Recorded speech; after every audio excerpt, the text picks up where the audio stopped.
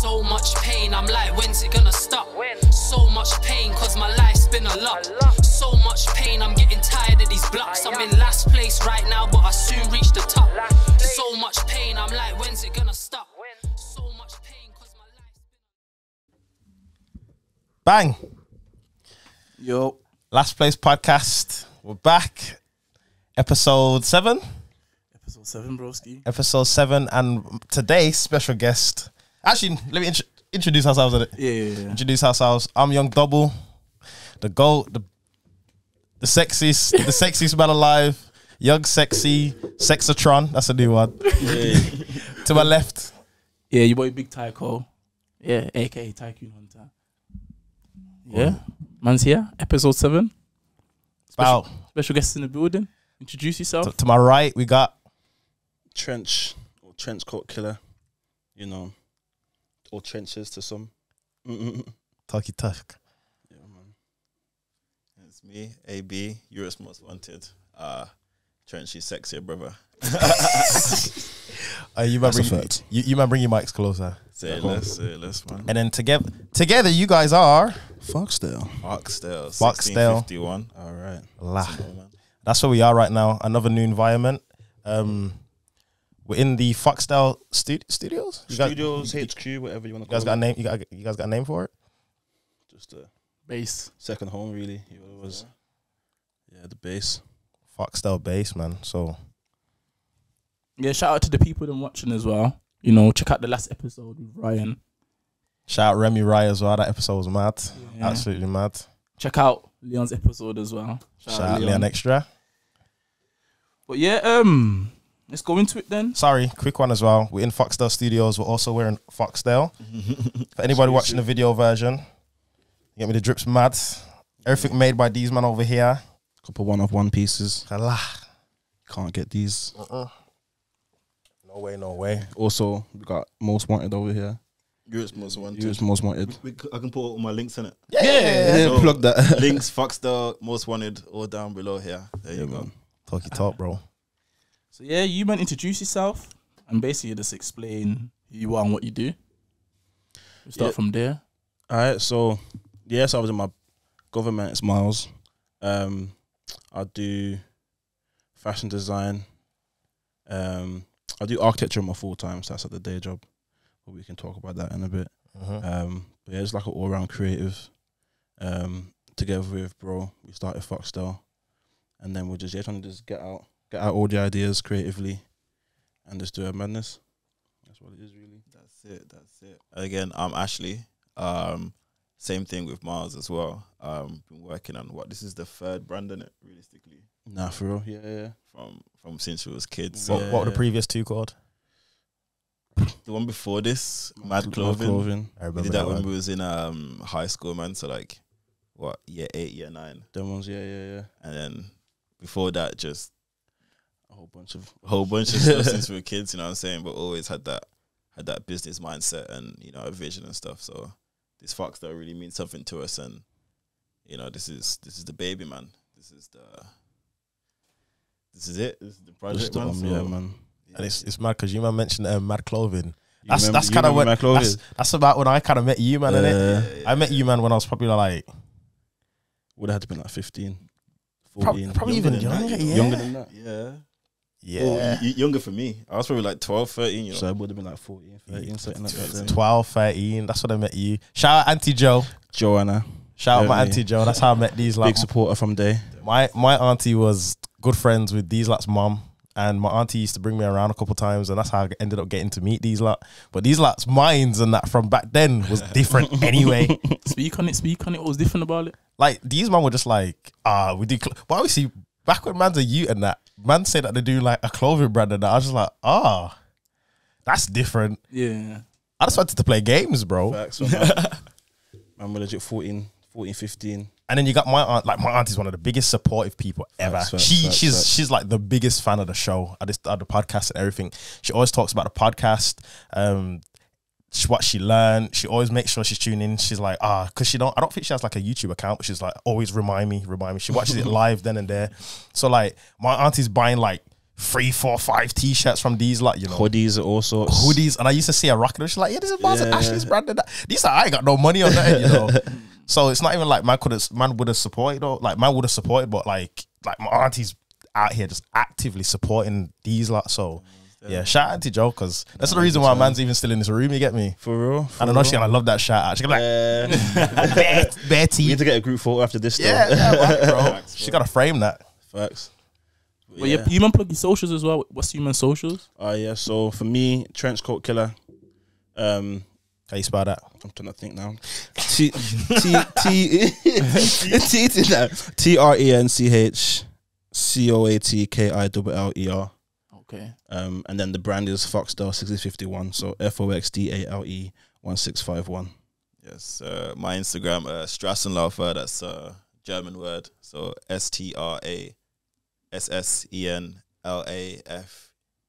Man, I just gonna have to click that Fact link check, for that. yeah, just find that out. God Spelling damn. German words. It's the translation for Roadrunner, you know, like from Meet. Yeah. So it's just that in German. And yeah, that's my socials. I can't really plug my Twitter because my Twitter's wild. Say less. What about your brand? My brand, so mine is Most Wanted EU. So just exactly how that sounds. And yeah, man, that's what we're doing. So yeah, you been speaking on your names then? Like you basically just touched on your name there, but let's start with you, Trench. Like where did Trenchcoat Killer come from? It come from this man, real talk. So just take this whole story. Yeah. Alright, so do you remember 2 Chainz's original Instagram name? Hairweave Killer. Yeah. 2012. Literally, bro. Like when what was that album that he had? Based on a true story. Here we go. Yeah. So from then in it, so he had that. Always, it was hard. And then explain how you got yours. Cause I got mine from you, basically. So like, And then what name are we looking for right now? So like, I'll tell you my private Instagram, but mine was so back in the days I used to play basketball in it. It's big on basketball, and I always used to wear like a sweatband or a headband. So I was like, boom, sweatband killer in it. So obviously, I was wearing a sweatband in 6th form though. Yeah. I remember. Wearing it Upside all down. the time. Yeah. Hella sweatband. So that's where my name came from. And then I seen me and him was getting food, and I seen him change into sweatband. I was like, I want to be a certain killer. Yeah. It was literally like that. I want to be a certain killer. I want to be a killer. You know what was there? So I was like, what can I do, bro? I was scrolling through my Instagram, like, trainer head killer, nah, that's dead. Cap killer, nah, that's why. Cap Then, killer. I was trying to think of anything, and then I must have just bought like a trench coat, and that's on one of my latest posts. And I was like, trench coat killer. And he was like, yeah, that's it. It rolls. You know what it is? It had to be like a double syllable thing. It had to be like trench coat killer. Do you get me? It has to make sense. And then it's just been that, and then now this trenches is stuck. Trenches is definitely stuck. That's my name, bro. It's just mad at it. Hella man just don't even know my government. It's just Mad at it. Trenches. Yeah. So how old are you, man? Sorry. I'm 27. Okay. Just turned 27. I'll turn 25 in like a week and a half. Happy Next birthday. week? No, week after Thank next, you. isn't it? Yeah. Something like that. Yeah, this is gonna come out then by your birthday. It's my birthday today, everyone. Happy Happy birthday to me. Yeah. But yeah. So like going to the your brand then FOXDALE, like when did it start? Why did it start? You know, speak on the name. How long has it been going for? I know, because you said like it means a lot to you. So I'm guessing this one means the most out of the previous 2, innit? Because this is the one that you're running with. Yeah. So talk on it. So like we had the first brand when we was kids called Mad Clothing.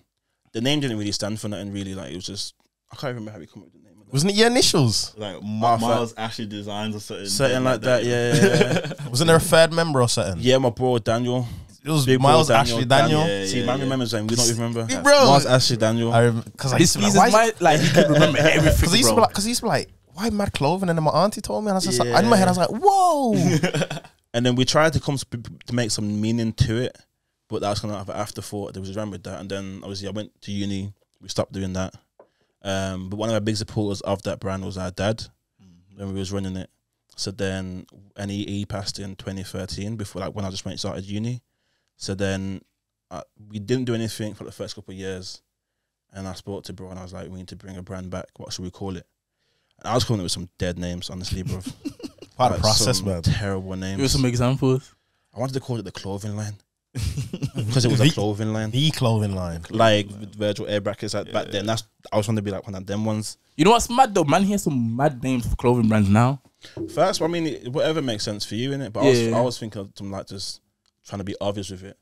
Ash weren't having it, and then so like before our parents split and when we grew up, the road we lived on was Foxdale Drive in Briley Hill. And then so to make meaning for it, Ash was like, let's call it Foxdale, and I was like, bet it makes sense. And the 1651, which we've got tatted, so I got mine here. That was our daddy was a police sergeant, so that was his badge number. Okay. So our older brother was like, when he passed, he got it first on his collar. He was like, we should all get it. So that was my first tat I got. Yeah, same. My first tat as was well, innit? So that's why the full name Foxdale 1651. So that's what That's mad. that's what it means. I love anything with meaning, bro. It gives me the feels. Same. I love that, blood. So now, like when people ask, what does it mean? Like we haven't got a makeup, nothing. Yeah. There's a whole story to it. You know what I mean? Man. Yeah. So when did you man start it then? 2015, we started Foxdale. Okay. So this is what the 7th, coming 8th year. Why? Mad, innit? Why? So how old was you, man, when you started it then? I was in uni, so I would have been You were 18, 19. 22. No, So 2015. Oh, I'm thinking, yeah, I was 17. so when I'd we have been started 19. Yeah, mad. Yeah, so I'd have been 19. That's mad. Setting at that 19, 20. That's mad. But when we first started, we weren't really doing nothing with it. It was just we had the name. Yeah. We was running through like logos. Like this is one of the first like signature style logos. Just the download is fun that we had. That was the first T-shirt for real. Nah, yeah, for real. He's got OG piece on here. Yeah, this is gonna be in a museum one day. Yeah, like an 8-year-old tee. And then it was just kind of just. We're self-taught in design. Do you know what I mean? So Speak on that then. Speak on that. So it's literally anything we've wanted to do, we've just found a way to do it. Yeah. You know, like it's either you pay someone to do it or you do it yourself. And so from the first clothing brand, we learned how to find manufacturers or find people that can print on the tees. We learned the process of like the vinyl cutting, the heat press, and all that. And you we could remember have doing done all this that from from. Bro, we was leaving school on a Friday, going Dudley to pick up orders, come in town on a Saturday to sell them, and then back to school on Monday. Do you know what I mean? So we was doing it all from then. Yeah. So we was all just like just doing stuff for ourselves. So then- look, speak on that then. Like, this is where you kind of how you've grown up. Man just thought, yo, man's gonna make the most of man's situation in the sense, like, obviously some people could look at it and be like, yo, we ain't got the money to do this or do that, but you man have said like, yo, let's learn. Bro, money is the least of your worries, bro. But to tell you what, though, to add on that, one of the main reasons why we even started doing it, because obviously we're into fashion since time, like sneakers, looking good, whatever, blah blah blah, and like as you can see, like we're always big on the sneakers and that. Yeah, but it's like what's on your feet right now? This is just some babe stuff. You get me? Just from last year, these what dropped. But see what it is. From time, we've been hella shoes in it. And like facts. Growing up when you don't have that much money have to stretch in it. Yeah, for so real. like, okay, if mum gives us a budget and we're spending like 80% of it on the shoes, how are we gonna get the rest of the fit? So it's like, boom, we can design our own clothes, match the shoes that we have, match the hats that we have, and then make the rest in between.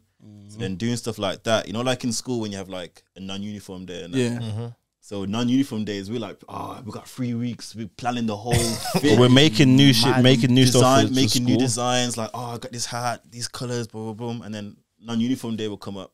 Us two are dripped out. Obviously, we got our shoes, we got our own brand.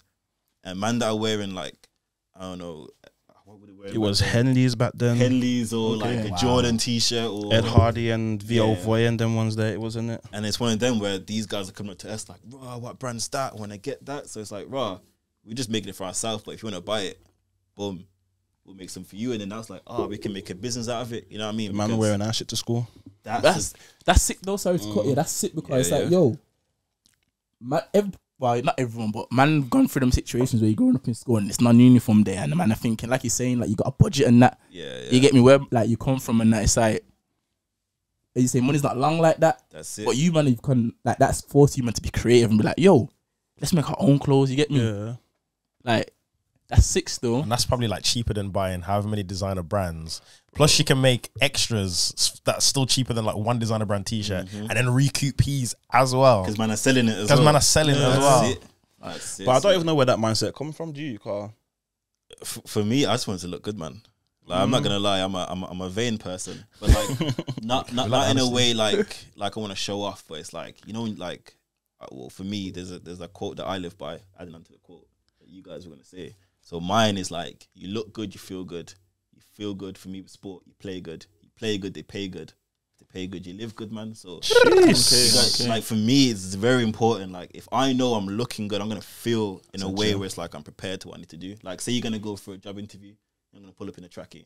You're gonna dress the part for the way you need to go. You know what I'm saying? So like whether your mindset or how you're feeling about the situation is, whether it's good, whether it's bad. Once you dress up, you're like, nah, I'm ready for this. I'm prepared. So just going into that, like if I'm gonna dress, I'm gonna dress up. So that whole mindset, everything, that's where it comes from me anyway. And that's something that I had to reflect back on, like during Corona actually, when I started to set up my brand as well. It was like, what do I want to do? How do I want to feel about how I'm dressing? And true say, like, well, I play American football, so like every time before the games, like I get my outfit ready for when I'm playing, and the outfit I wear to the game, and I'm like, why am I spending all this money on other brands when we already designed, we know what I'm doing. You can plug your own thing as well. My own thing. So that's Well, where you it are come the from. best advertisement for your own thing, you know. Have 100%. to, man. Do you get what I'm saying? Have to. That's one thing I do. I'm not even an outgoing person like that to certain degrees, but it's like whenever I go like London, for example, always in New FOXDALE, it's just the response from it is sick. So it's like, you know, it's gonna do a thing when it's ready. Do you know what I mean? So And man's things, your thing's so different, bro. I ain't seen nothing like you man's thing at all or ever. I will always tell a man this. I'll always say to man this. Like man's things are different, bro. Like man's like anybody who's watching the video version right now, this thing looks like it's from the future, bro. Bro, that's it. It is. It's That's the what clothing of you the want, future, man. bro. It's Like- the clothing of the. It's because like the whole design journey for FOXDALE. It's very because whatever my influencer is wearing it. So first, I just want to learn how to make regular stuff like tees, trousers, whatever. But then when it comes to trying to come with like my own design aesthetic, my biggest influence is just like sci-fi, bro. Like Star Wars, Can tell, bro. Star Trek, any sort of like futuristic film, whatever. Can we deep it? Like, man, I'm watching these films and like that's what them I'm wearing. And half of them they're based in 2030, whatever. It's not even that far away. And I'm like, why are we still wearing? And these are movies that were based in like the 90s and the 70s and that. The amount of films in the 70s based on the year 2000. The garms are mad. That's sick how your mind's thinking though, because you're watching, like, man could watch Star Trek or anyone could watch it and you're seeing it like, yo, my man's fit's cold. Yeah, bro. Stormtroopers look hard, fam. That's mad. no back, bro. No back. That's what it is. I'm like, so why aren't we wearing this? So that's like my that's my mandate, like to make the clothing to like years from now. This is what humans should be wearing in the year 3000 or whatever. That's sick. Because you see, man was gonna ask you like, what makes your thing different? But you kind of just answered it. But have you got anything else to like expand on there, like compared to like other brands? Other brands.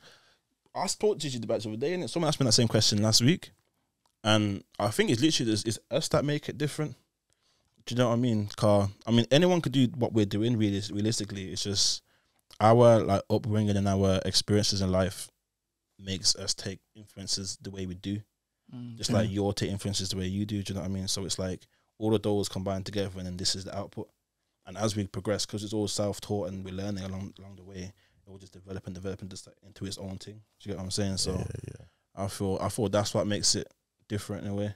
That's wavy still. Car, like how you man spoke about like fashion and like your journey and how you started and that, like you can't replicate that. Nah. Like that's something that's actually human's life is this brand. Like your brand speaks your story in it. That's it, man. And your likes and stuff. Because I'm guessing you like sci-fi and that. I love it. That's what I'm trying to say. Like you couldn't do the whole sci-fi thing and be like, and then Just you could the Force.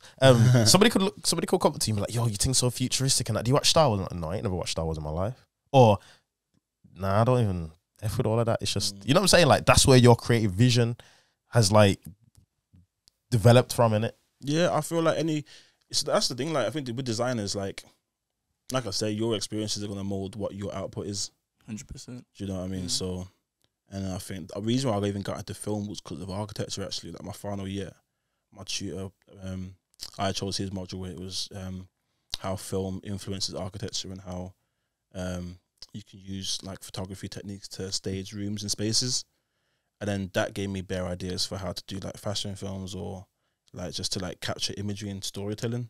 Yeah. So then that made me look at film even heavier. So I can't watch a film and not either like the shot, this type of angles they're taking, trying to figure out how they've done certain things, or the garments. Like they're the three things I'm always taking note of. You know what's mad? Cause I could say with music, yeah, like you listen to music different than everyone else. And like with me, like if I go into a business like shop, I think about how the business is run. So I can relate with you in that sense, because you're basically saying like, yo, when you see certain things, you're looking at it from the way you see things. Different angle, yeah. That's kind of wavy. So it's like man are breaking it down different, innit? Yeah. Like when you talk about a tune, you're talking about this and the beat and certain man will even hear all that. Yeah. Someone that's listening to it. Facts. And it's mad because obviously we'll talk about the architectural thing. Yeah. But it's like your clothes look like I feel like man could blow this up and see like this could be a house, bro. You know what them ones like you know like I've not even thought of that. You know some ideas now. You know what I'm trying to say, like like grand design and that. The way everything cuts into each other and is all different and that. Like the back of Hunter's jacket is it looks like this, but I'd never think to have like a gilet back on a jacket and that, bro. Like it looks like an entrance door to something like from Star Wars and that, for real. Like, but that's the part of the architectural thing, innit? So they go for you, they go hand in hand. That's the thing. Architecture taught me like symmetries, forms, and that. It's just the shapes of it. Like you see all my pieces, like I love the way the shapes are designed, and then like bringing an aspect of layering into it as well. Wow. So it's either the piece that's a layering piece, so it's just a one thing, whereas these shirts are a layered piece. There's already layers on it. Do you know what I mean? So that's like keywords I try and like I do with anything that we put out, man. Active. So like quick one, both business and personal. Who you like your fashion inspirations? So we'll do personal. So like, who do you like look to and get inspiration from? You can go first, though. I know what I'm gonna say. I was gonna say you, bro. Real talk. Sorry. I was literally gonna say you. Hey, we're cute. I think it's something else now. Nah, but facts, like if it weren't for man, bro, I wouldn't even look deep fashion the way I do. You know, he was always like just doing shit that people weren't doing. Like you got me wearing cardigans, bro. Yeah. And colored jeans. Yep. I had red jeans, white jeans, blue jeans, green jeans. You had green jeans to match the Vans. I wasn't doing all that before, and he was just like, "Let's do it, bro." I was too like conscious of what people thought in it. That's mad, and that's why I respect your brand so much, because you can tell it's not like I feel like when people start, this is no shots to no one, but like a lot of people when they start clothing brands, it just looks like everyone else's thing. You know what I'm trying to say? But man's thing stands out. Yeah, but it's not like we're trying to, bro. It's like it's one of those. It's like because our origins aren't we want to make a business. Ours was we want to wear what we want to wear. Like that influence, like the people we're designing for is us. Yeah. First, you know what I mean? We're not trying to like, what's everyone else doing? Let's hop on this wave. Let's do what they're doing. Because then you're just playing catch up. Because our inspiration isn't based on something outside of like what's in this room. Whatever it is, okay, maybe we might make something that is already out, but the way we've come at it, it's a different mindset. Because like a lot of people have gilets, you know what I'm saying? But everyone's trying to go on that army, blah blah blah blah. But this ain't the same like that, you know what I'm saying? Like we've come to the same destination, but from a different starting point, and that's what makes it different every time. Like you're wearing a shirt right now, you know what I'm saying? Shirt, jacket, but the way that's the whole concept of that didn't come from just I want to copy what this brand is doing. Yeah. It's we want to wear this. How can we put this and influence, and then how does that design take us from point A to point B? And then once you get there, boom, it's a piece of clothing. You know what I'm saying? So no one can copy you, man. That's it. They can try. Woo! I mean, what else? I mean, it's not that hard. People can do what they want to do in it, but you know, it's always gonna be playing catch up with you, man. Because humans things are just. You're always innovative, and you're always be on to the next thing. That's it. Well, back to your first question though.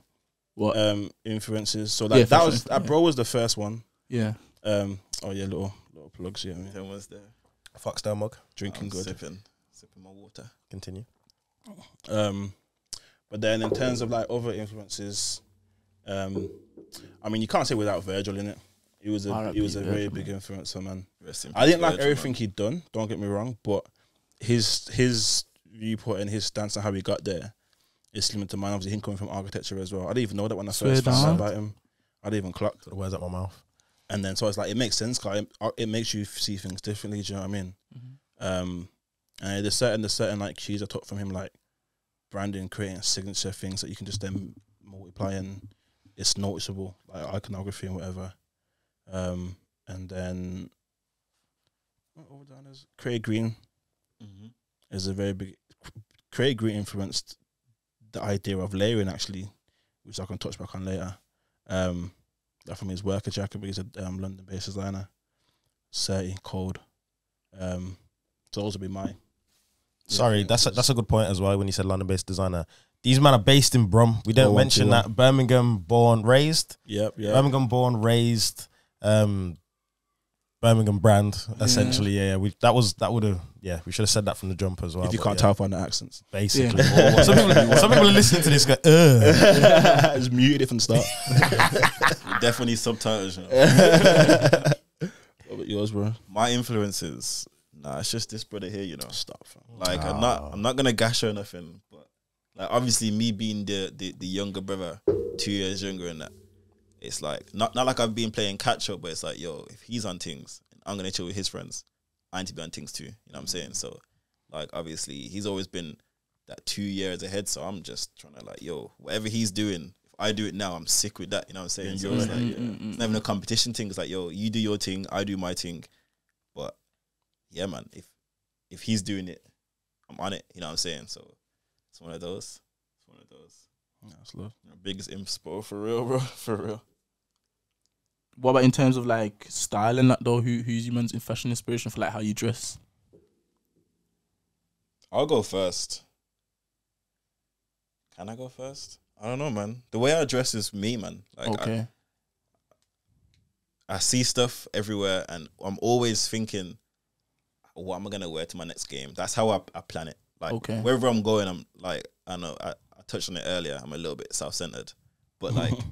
With the sport, I like, as I say, like, yo, this will look sick for an outfit. I'm always thinking of outfits for me. Yeah. How I'm going to drop next. Like, I'll have a game. I'll have like 4 games in a month. And like on the Monday before the game, I'm thinking, what am I going to wear to the game? You know what I'm saying? Like, how am I going to put myself in that position where come game day, put my clothes on, I'm like, I'm about to do a madness today. You know what I'm saying? Because for me, with sport, it's like whatever advantage you can get mentally, take that, you know what I'm saying? And for me, that works. So I'm like, okay, I want to wear this. Let me design something.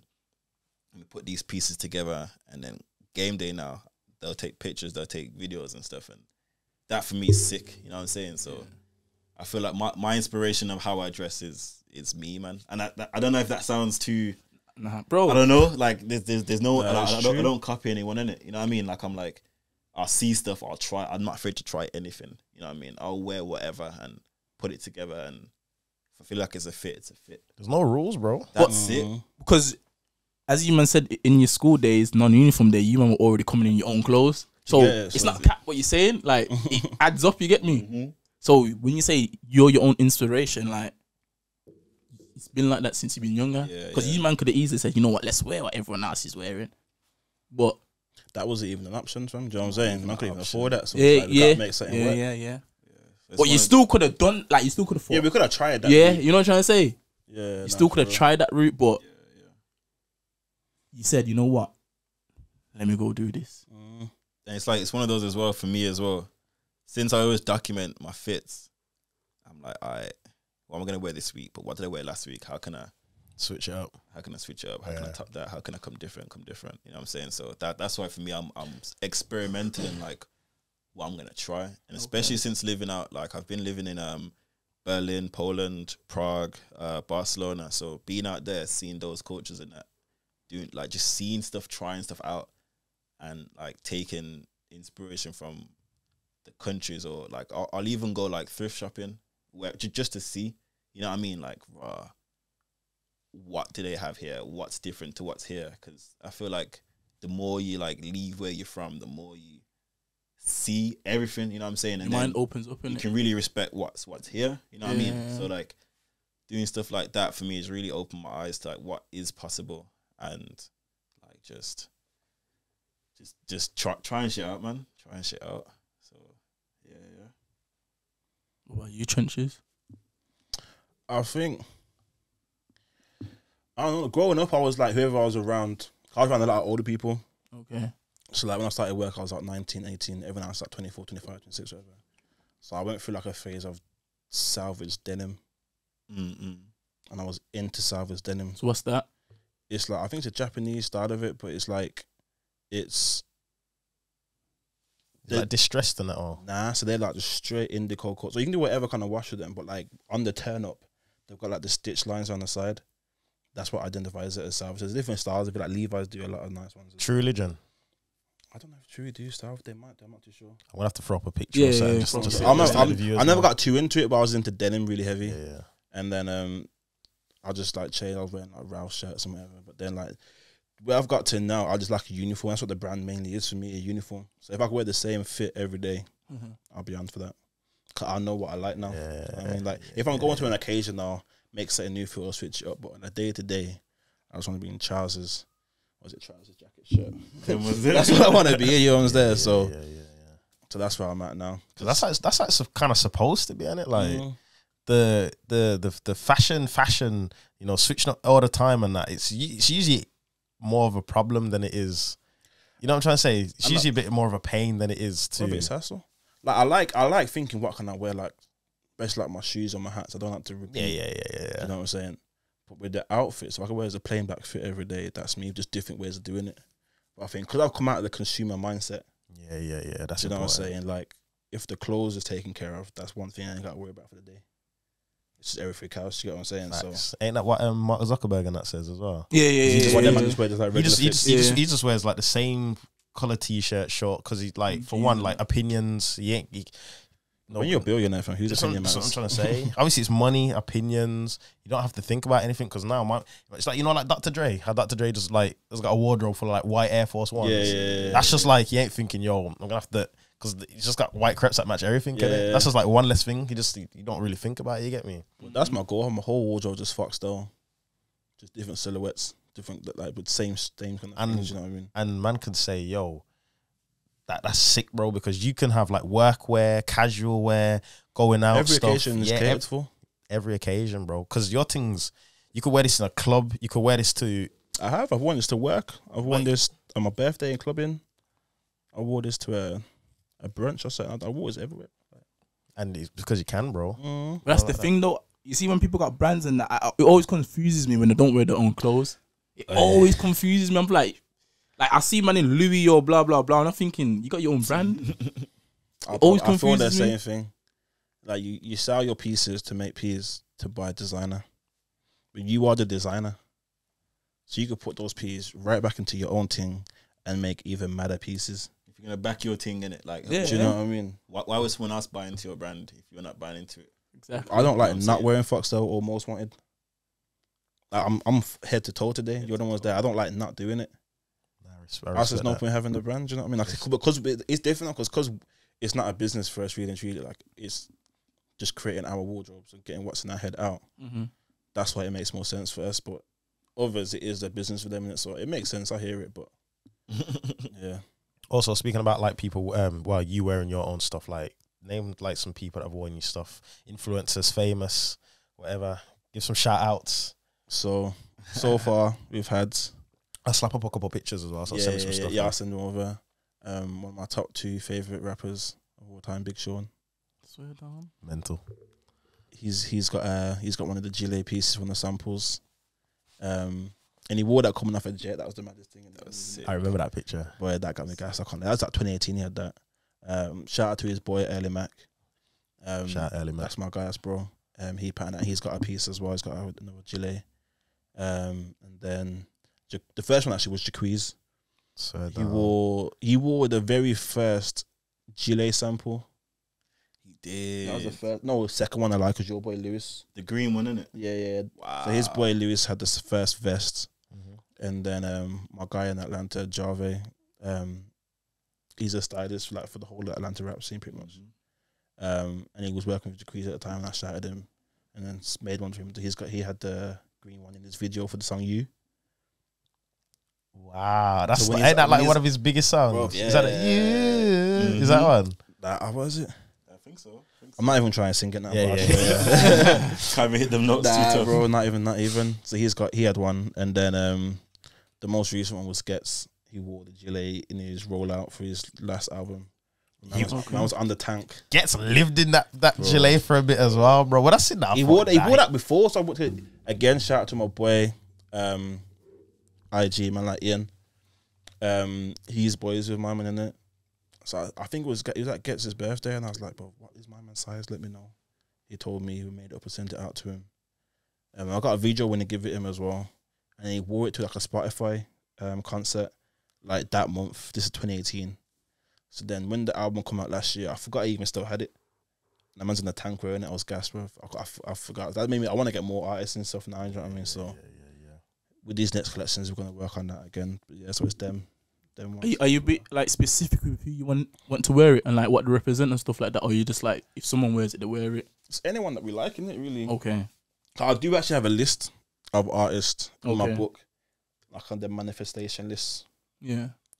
It's one of those. It's more like you don't want to force sending it out to people just to, you know what I mean? Like if it's something where like we got that connection, like you said with Big Sean and Jacquees and Gets in that. Like if it's there's through already someone that I connection. mess with, then yeah, it makes sense. Connection there, and they mess with the brand. We're not just gonna like just send it out to like KSI or whatever, unless you want to wear it, G. But like we're not just gonna send it out and be like, oh yeah, here's 10K, can you wear this, blah blah blah.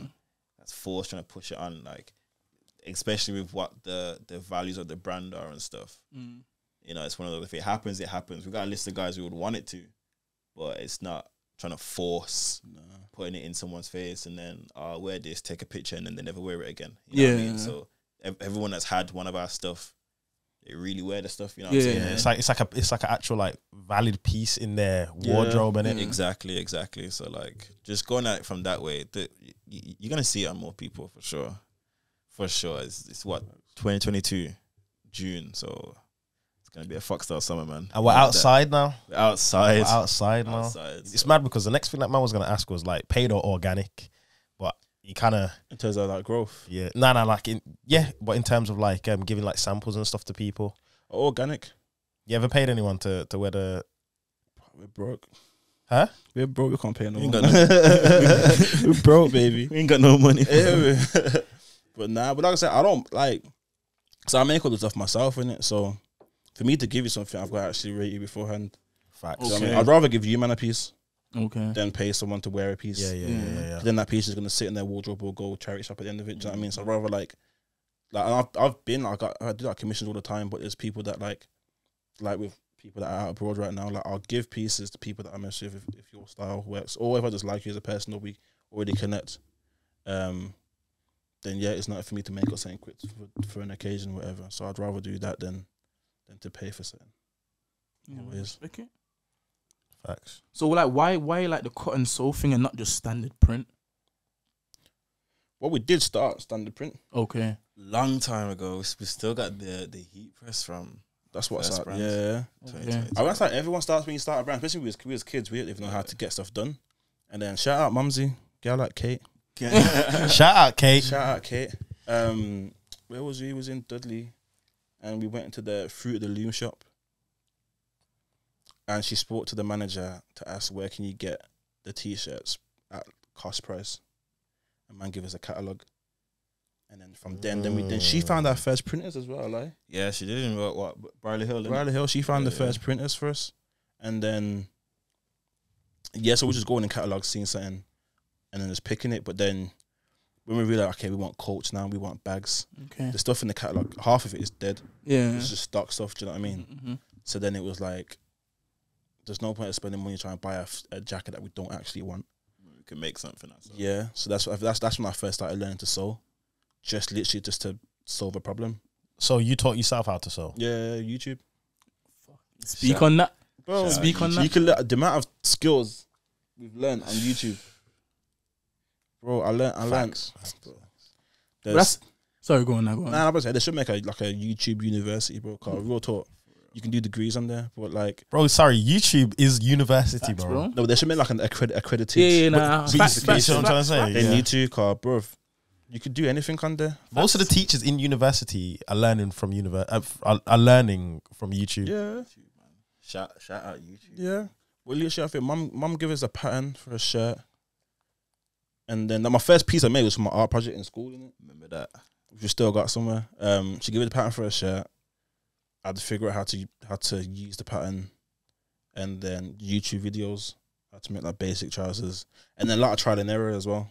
Speak So on that. everything's trial and error. So like the first pieces I was making, I didn't know how to make patterns. I was just tracing, Freestyling, man. literally freestyling. Yeah. In my bedroom, bro, just freestyling. One and wonky t-shirt neck. bro. I got one jumper where I sewed the sleeve onto the neck by accident. I had to pull it out. I still wear jumpers hard. I still wear it. Yeah. I couldn't tell what hole was which, bro. But I was like, what? Like I tell you what though, because like I actually went to when I was at uni. I actually studied fashion and fashion design. Okay. And like going into that class where like everyone else on the course, they've been doing it in high school, they've been doing it at college.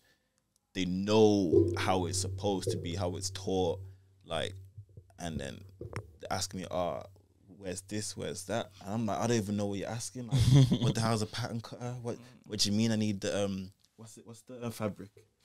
The Calico. Calico. I gotta make my samples in calico. I goes, what's that? I made my whole piece in calico, and my professor, she was like, I really respect that you've taken this angle to do blah blah blah. And I'm like, I just picked up. And I didn't obviously spun it that way, but then like even then she was like, okay, the fact that man didn't come with the background that these other people had come from, like learning stuff professionally, but still being able to make the pieces that's been set, work out designs, and she's like, you don't know anything what you're doing, but you know everything you're doing.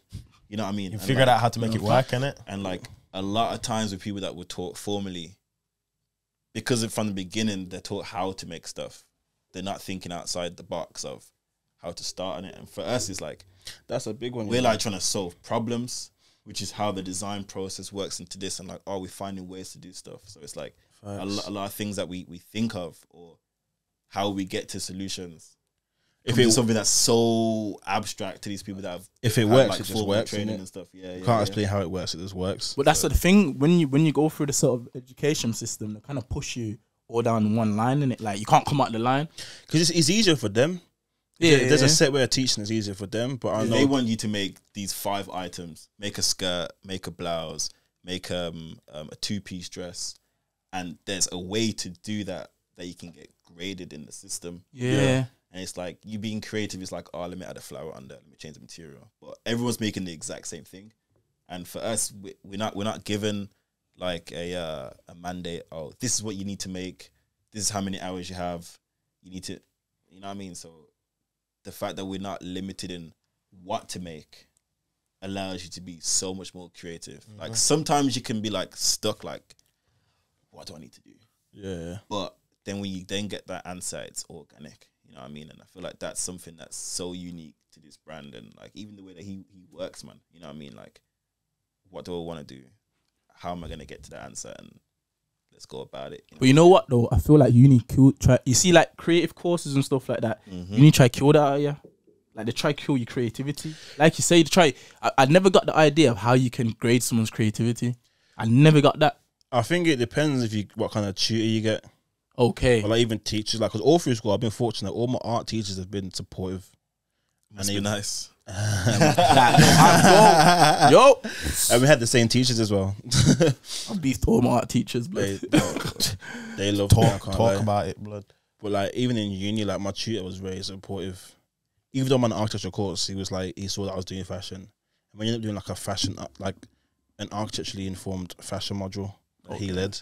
Yeah. Do you know what I mean? I think he made that just because of people like me that was doing what he was into. Yeah.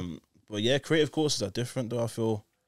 I think it depends. Like, it's good to know, because like the time teacher all the theory and stuff in there, and like how, like the right way to do it, which is always good to know the right way to do stuff. Yeah, 100%. But you don't always have to stick to that. Do you know what I'm saying? Because like I don't even, people like my boy Shy, he sees me when I'm making up. I don't even use a pattern master. People don't know the one. It's like a ruler, but it's a curved edge.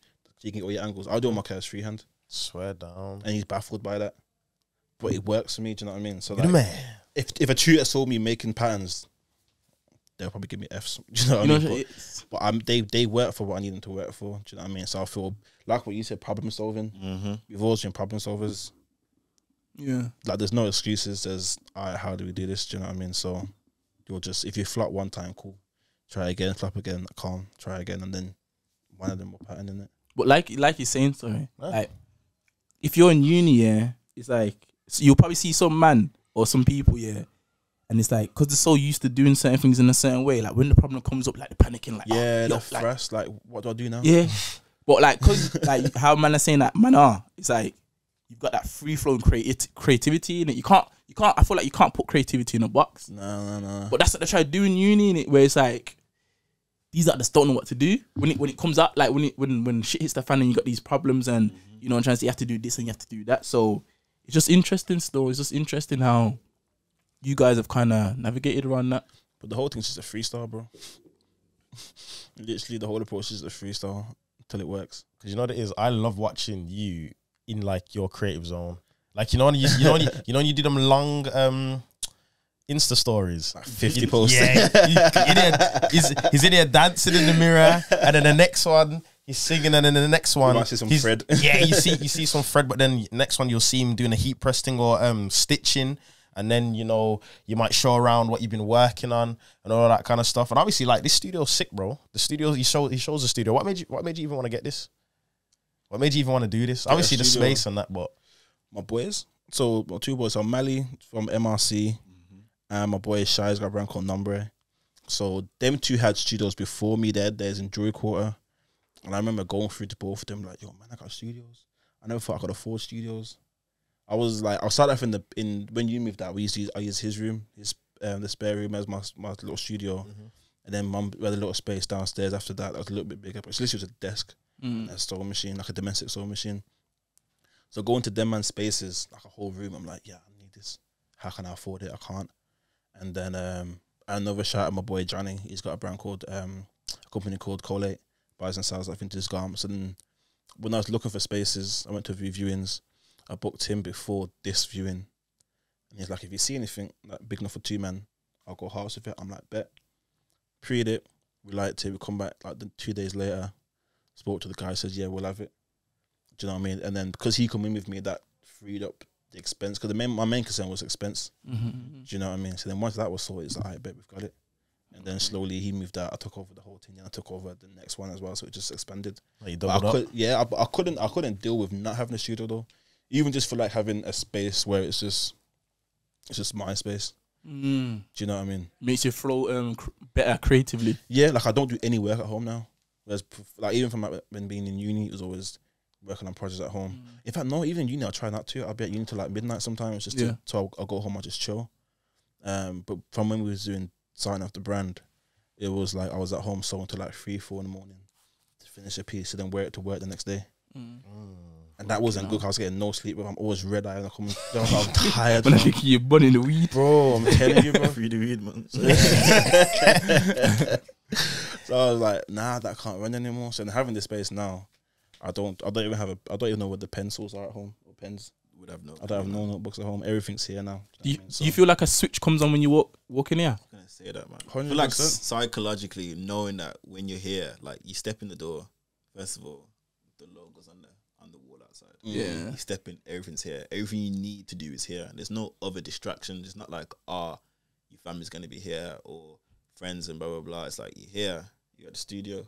Go mode in it. Even when man them pull up, they know I'm here working. Or even I'm just chilling, they know what the vibe is. So it's like it's a nice central space where we can just do all that. I haven't got to bring it home. Do you know what I mean? Like we've got our own control over this. And to really like separate chilling here and chilling at home, it's two different types. Yeah. I feel like sometimes if you don't have that separation, if you can't have home where it's like literally just as home. Chill. Yeah. Home. Like for me, for example, I don't chill in my bedroom at all. Like it's just for sleeping. Like Okay.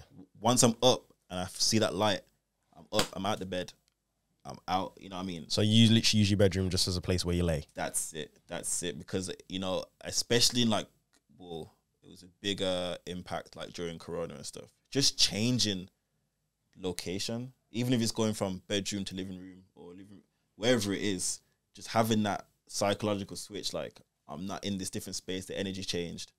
I'm here to do this now. You know what I'm saying? So like, even if I had a job where I had to work from home, even if it means going to the kitchen or going into the garden and setting up there, just that change of energy and stuff. Yeah, fact. Separating where you're at to where you've been, because then it's a lot easier to get motivated to do stuff. You know what I'm saying? Like, I'm not saying that everyone that stays in their bed and lies in. Some people can do that. Some people can do You that. know what? I'm taking advice from what you're saying. No, 'cause I'm that person. You're right in bed. I can I got a desk in my room, innit? Yeah. But I can sit on my desk all day and do what I have to do, not come out my room. But like you're saying, like, just to change up the environment and that will probably work for creativity wise. You get me? Even just the fact you gotta walk somewhere. Like I can't stay in the yard, bro. No. I hate it. Like I have like times where I crash and I can't. Like I'm just burnt out, and I hate those days. But like other than that, I have to be out of the house. Even like weekends, I don't work. Yeah. So I'm out of the house from like 10, and I'm here. Even if I don't do anything, I'm coming here. Yeah. Just because I've left, I've woke up. Moving around wakes you up. Yeah. Then once you set in now, you're like, okay, what can I do? Do you know what I mean? So I feel like it just makes me like motivated, and because I'm paying for the space as well. Yeah. I know. She like, I gotta be here. Work after, you're saying work after run it. Have to, bro. Facts. Like, even if he comes here, spends the whole day, and you have an idea, and you just draw it down. I could watch Netflix all day. That's what I'm saying. That's research, though. Really and truly, It's doing something, though. from film You know shit. what I mean? Yeah. I like that. It's research Yes. shit, man. Doing something, man, and like, Yeah. doing something is, even if it's the smallest thing, it's better than doing nothing and wishing you'd done something. Facts. You know what I mean? Speak like, on. like, say for example, you're not feeling too good, you're supposed to go gym. Like, let me not go. You've done nothing. Or if like, I don't feel good, let me just go in it. Yeah. Let me go in the change room and change my clothes. I'm in there. So now you have to do something. Might go on the treadmill. I don't want to be there, but you went there. Yeah, you know what I'm yeah, saying? yeah. Even if all you do is treadmill that day, that's better than doing nothing. You know what I mean? So just really just, all right, whatever mindset you're in, changing the energy, changing the space, go in there and like, all right, I'm here now. Something have to make, you know what I'm saying? Yeah. So, that's it. So you man as well, speak on like the exclusivity of your brand, because obviously with the whole cut and sew thing, a lot of pieces are tailor made, innit? 1-to-1s, or you only make a limited amount. So Pretty much anyone that has a FOXDALE piece right now, it's a 1-of-1, bar like 3-4 pieces. That's it is, isn't it? I mean, this what we're working on now. We've tried to launch a collection. This is the third collection we've like gone to launch with, but this is the most focused. It's been with one. Other ones we've done, and it's been like no real push behind it. Why is that? Because I'm not a businessman. respect it. Do you know what I mean? I'm not. I struggle with that aspect of it. I like creating. Do you know what I mean? So it's like, okay, boom. I feel I create something. I pull it up. It's for sale. One order. And rather than getting tired, I'm like, okay, boom, that's an order. But it's like, okay, how do I get like 100 orders? What mechanism am I using to push that? I don't know all that business stuff. Do you know what I mean? Yeah. So Again, with the trial and error though, because we want to do it as organic and what works for us, like, it could be easier to just like throw money at it and be like, Instagram ads, put it everywhere, or paying people. But it's like, this way, the fact is on a smaller scale as well, really helps find what do we want to do for a FOXDALE launch, because we're not like every other brand, so we can't attack it the same way the same. another brand will. And like, we're not here just to make, okay, we want to make peas, but that's not the main focus. That's not the driving force of it. So it's like, what really works for us, and like the growth isn't measured by we spent, I don't know, 50K on this ad campaign and then made these orders, and then what from there? You know what I mean? This brand tells a story, and like every step that we've had led us to where we are now. You know what I mean? And I guess if we had done it a different way, maybe we would just be selling t-shirts from back in the day. Yeah. You know what I mean? Because t-shirt brands blow, bro. It's a formula that works, but then it's like, are we making pieces to make peas, or are we making pieces to tell a story? You know what I mean? And then Have an effect and impact on it. Exactly. Like, once we're designing just to sell shit, you're gonna go to the lowest common denominator: t-shirts, hoodies, sweatpants, and then bang out as many as you can as them colors. And it's a way to make money. Don't get me wrong; it's a business model, but that's not what we're trying to do. You know what I mean? So the avenues that we take is going to take us in a whole different space. And this is a longer process, but it's just learning. Like I say, it's learning it as you go along. It's like now I got someone involved that's helping with the brand strategy and brand communication. So like he's freelancing for us. That's my boy. What was we talking about? But yeah, so the other collections that we started. Exclusivity and stuff. Yeah, exclusivity. There we go. Full circle back. So yeah, so the way it works now. At one point we had pieces online. It was like you might get like one order here or there for those set pieces. But the way it works now, I just work on commissions. So people will hit me up. I want this. If it's it will either be a piece that I already got. Like if they wanted that in a different color, boom, we can do that. We sold a few of them at Christmas, in just a black and white. And then the ski mask, we sold a few of them as well. But all the skis were all just one-off colors. Because it don't cost us more to make different colors. Because it's the same price material pretty much.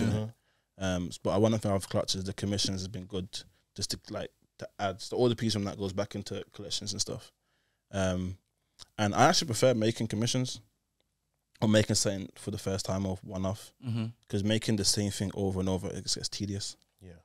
Like even like sewing is tedious in general. Do you know what I mean? It really is. It's an art form and it's a skill. Like man's here for like 5 hours on a piece. Do you know what I mean? But I get fun out of it if it's something new, or I've got to like tweak the pattern or make a new pattern for someone. Do you know what I mean? So at the moment it's commissions here and there. But once this next collection's out, it will be less of that, just to focus on getting the collection stuck in. But people that know us can get whatever. Do you know what I mean? Like I don't mind all that. But yeah. But what have you thought about, like, even like you're saying, like obviously you got a lot of inspiration from sci-fi movies. Have you thought about even contacting some of these movies and saying, yo, we can design your whole piece and that? Oh, bro, that has been our dream. Yeah, like, I want FOXDALE in any Marvel film, Lucasfilm, shout man. Like I want to just find out who all these costume design departments are, because like there's end goals for us in it, and like we won't always just be doing this. It's whatever we can do to get. Obviously, I want accolades, but like I want to just, I want my accolades. But I just want to just create the shit that I've always wanted to do from a kid in it. So it's like any way to do that. So I definitely want to hit up like costume design studios, because the pieces will work for that. Do you know what I mean? 100%. Because sometimes that's sometimes that's like the avenue in it. Like even with business, sometimes it's like you just, there's not one way that fits all. You just have to find what works for your particular business, isn't it? So even like your thing might not be direct to consumer, but it might be like, yo, movies that we're doing, we just design for movies. If you want to get the piece, you can get the piece. It's exclusive and that. You know what I'm trying to say? But for movies, when you watch this movie or when you watch this series or whatever, you're gonna see arting in there. We want to put on movies of our own. Even that could be a start. Like, that's one of our goals as well. Do our own movies, own costume design, own set design. Do you get me? Own soundtracks, everything. Like, I want to do all of that. But it's just finding which way to start in it. Like the brand will be what is like the engine behind it all. Once that's ticking and rolling, then we can do the other projects that we want. Because we've got a lot of projects on between the two of us. We've got a lot of projects that are just like, when you get a bit of quiet month, work on that, work on this, work on that. Do you know what I mean? So there's like about 7-8 projects that all going at the same time. But and like the good thing about that is all of them are intertwined. Oh yeah, Between the two of us, or like our friendship group, whatever we need, we can do literally everything. Like in-house. have you seen in-house, man? Like, have you seen like what's the movie? With the little robot. You know what I'm talking about? Terminator. No. That's a big robot, like a little robot. The biggest robot you can fit. It's like a little robot with the trash. Wally. Oh yeah, Wally. Okay, I should have known that. I should have known that. See how like by and large, like see like in that movie, by and large, right, everything.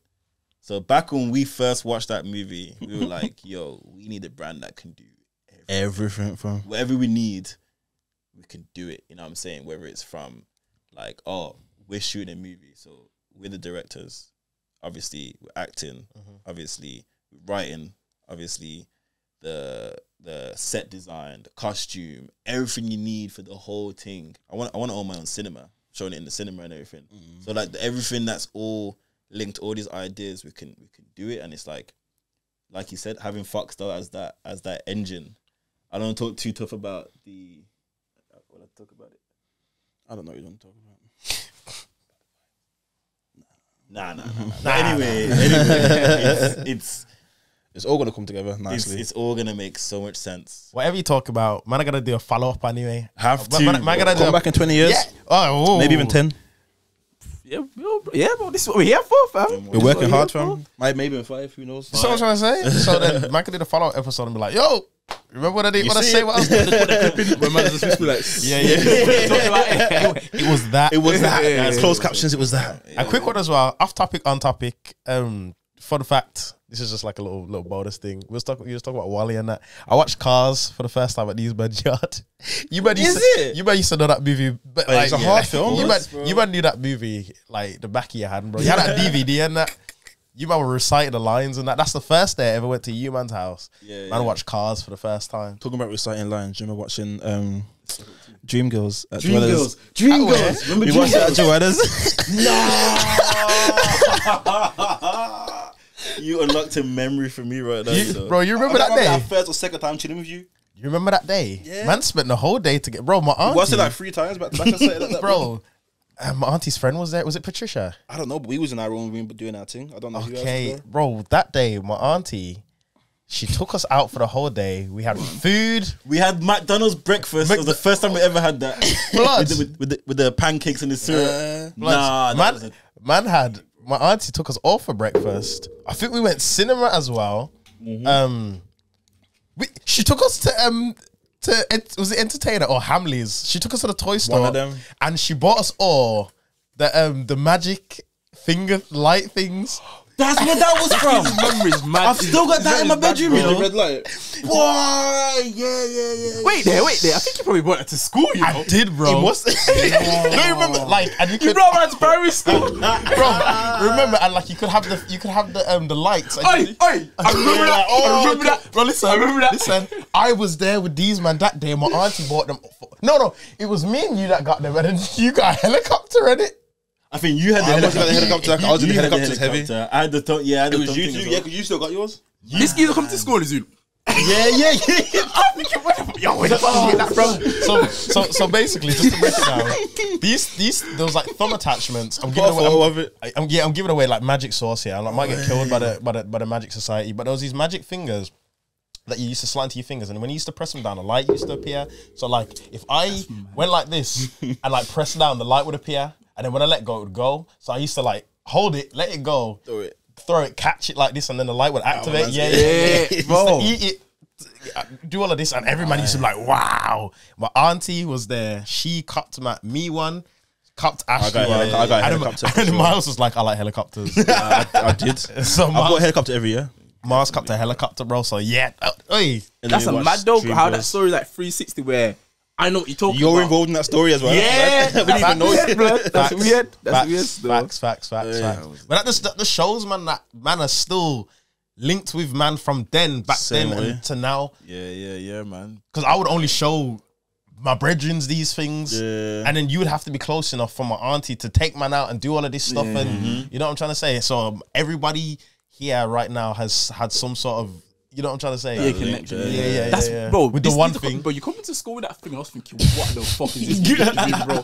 Like, yo, I'm so David Blaine or amazed, blood. I'm so amazed, fam. that is incredible. You know what though? I'm jealous because when I brought mine to school, the man them and the girl weren't so impressed. You know? Listen, I come to you. Yeah, it was like was it breakfast? I was like, God, bro, I feel like I was on I feel like I was David Blaine. I goes, guys, got a little crowd like I don't know, like 20, 15 of my friends.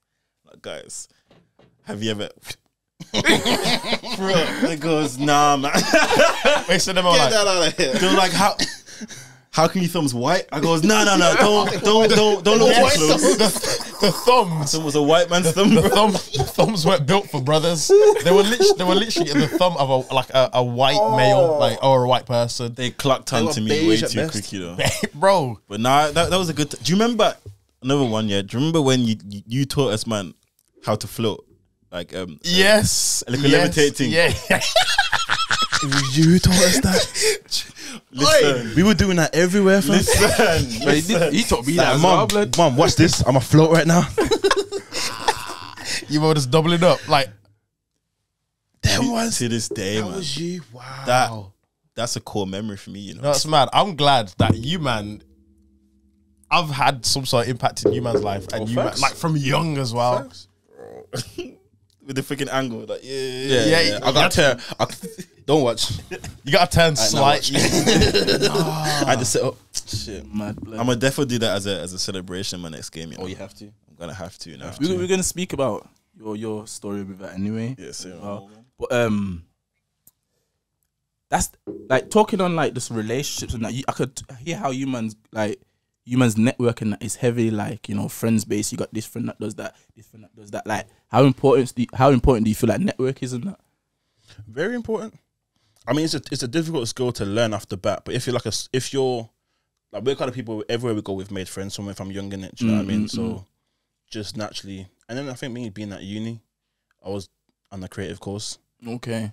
Or the whole building's different courses. So you walk around, you meet people, you meet photographers, filmmakers, artists, you meet all of that. Do you know what I mean? So it's always been natural. It's always like this. All my close friend group is all creative. Either got a brand, or they're photographers or videographers. Okay, yeah.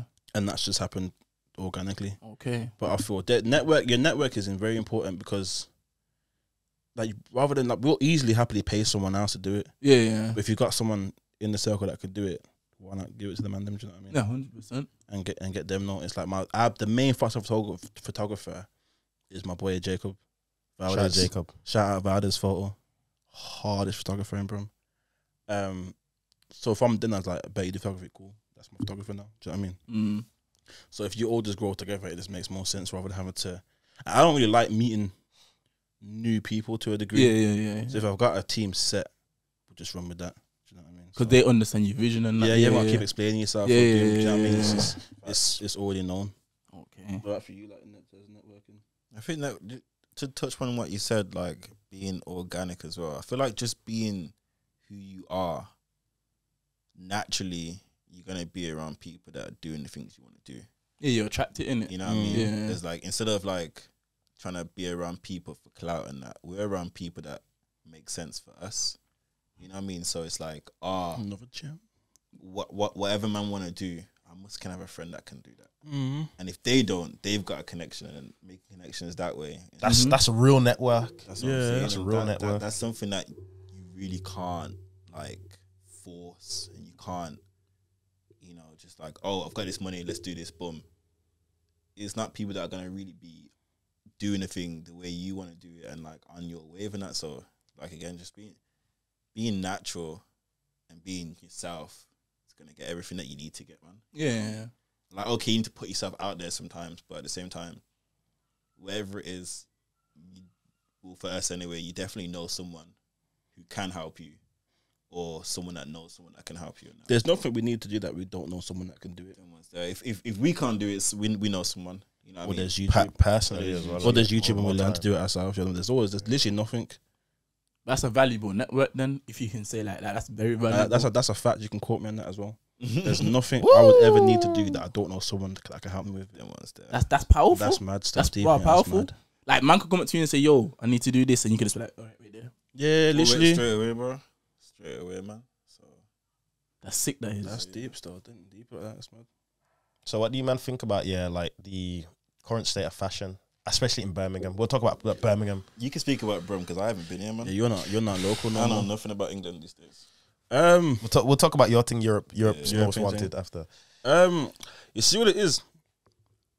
There's, the way I see it, yeah, there's 2,000 people in it. There's people that are going to be sheeps and there's people that aren't.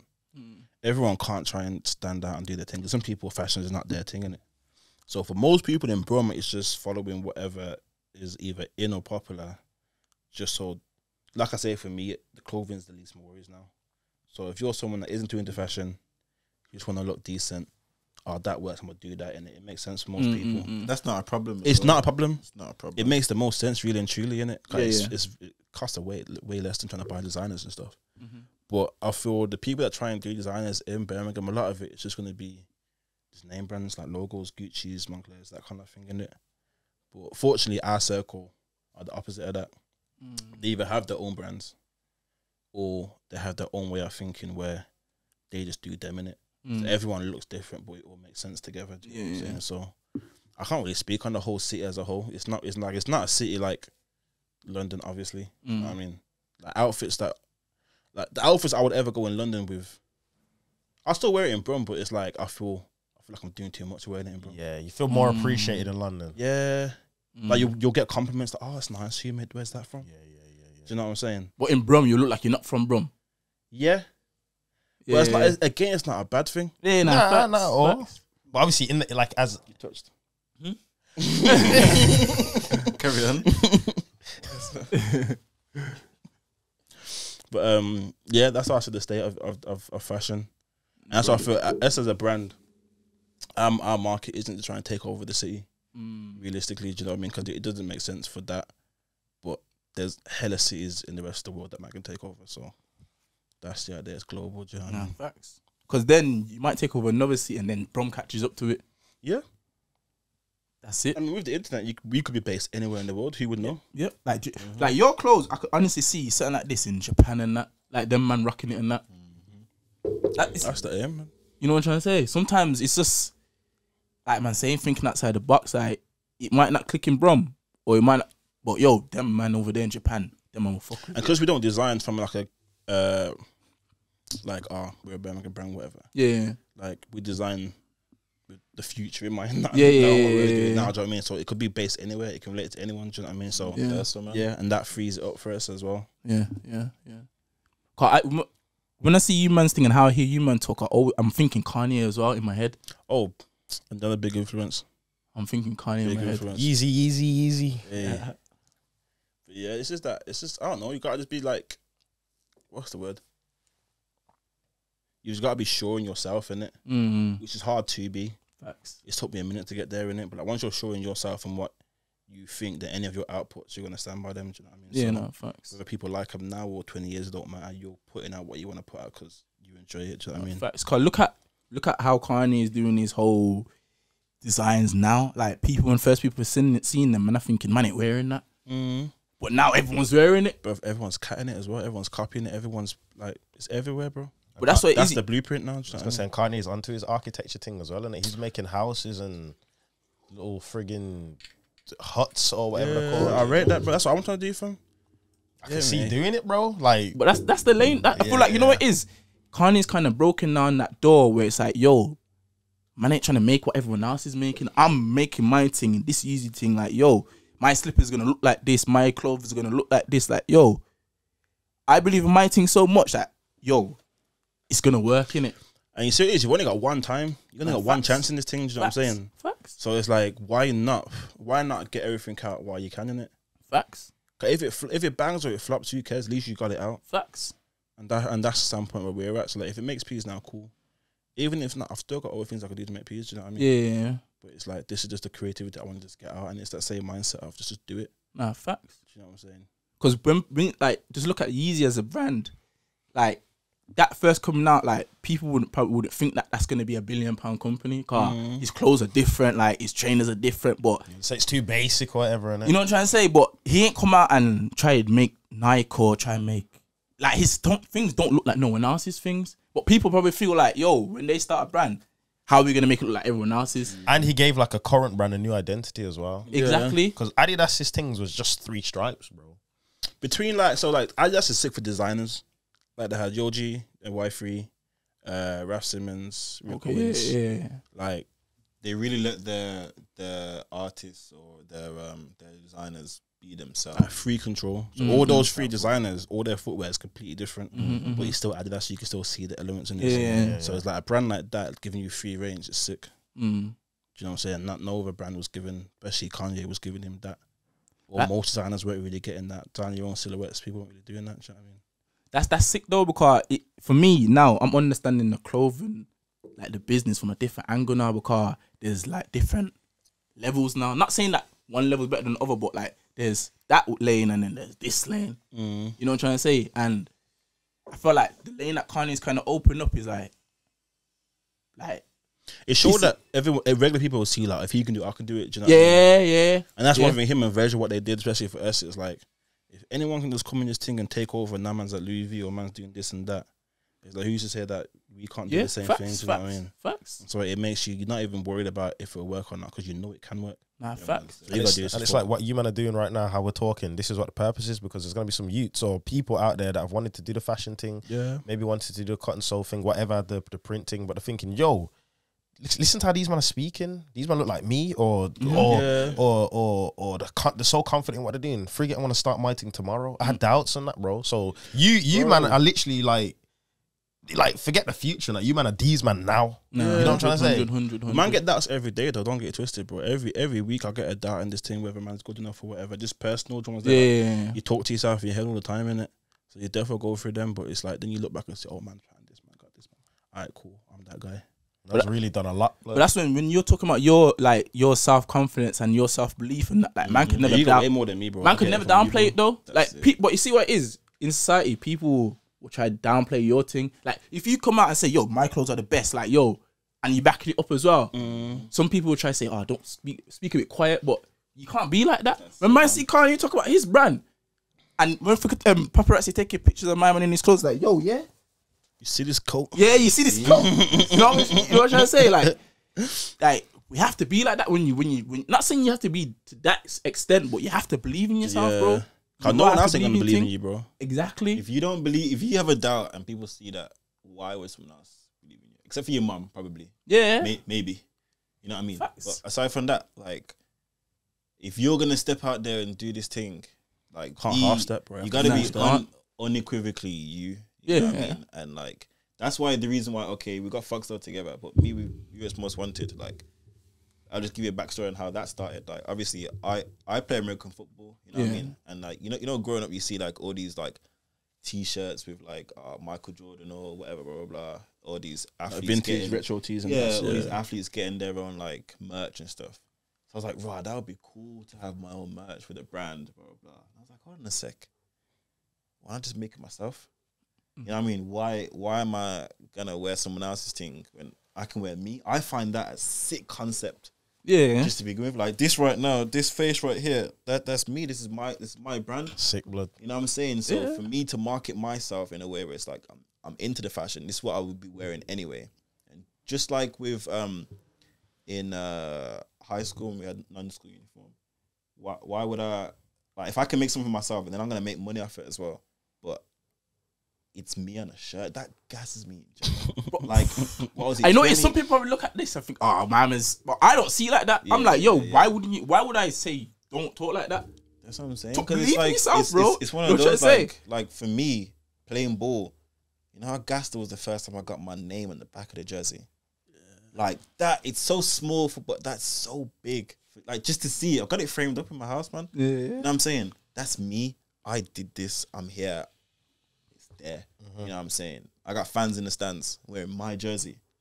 Raw. Like That's that crazy. to me, it's more than money, more than anything else. That makes you feel something like, yeah, I'm doing what I'm supposed to be doing. But I can guarantee you weren't always like that. Nah, he was. Was you, since young, you've always been like that? Day one, bro. From the day he knew what sports was, he wanted his name on his jersey. Day one, bro. No, but I'm saying like that self-confidence and self-belief. Oh, nah, even that. You've always been like that. I get my confidence from this brother. He has no fear. Yeah. See the issue. It's Respect like it. Bro, you ever seen the man scared? Bro, he has no fear. So he's always been that confident guy. Speaking of no fear, remember when this is another retro thing. Yeah. When man used to like, oh, what did we used to do? So it's like man used to get down, put our hands behind our back, and try to lay down on our chest without banging our faces. Don't remember that, you know. You know, that was the Hold day on. man watched Cars. So it was called like Face Your Fears. Oh, shit. Don't remember. I remember doing that with G man. So we'd get down and put our hands behind our back, and we'd Yeah. try to like, Oh, and like arch the back thing. yeah, and like Pause. Whoa.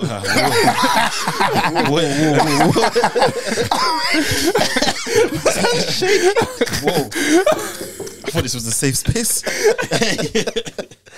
I had to hit with the pause. well, yeah, we'll forget about that one. That never happened. But yeah.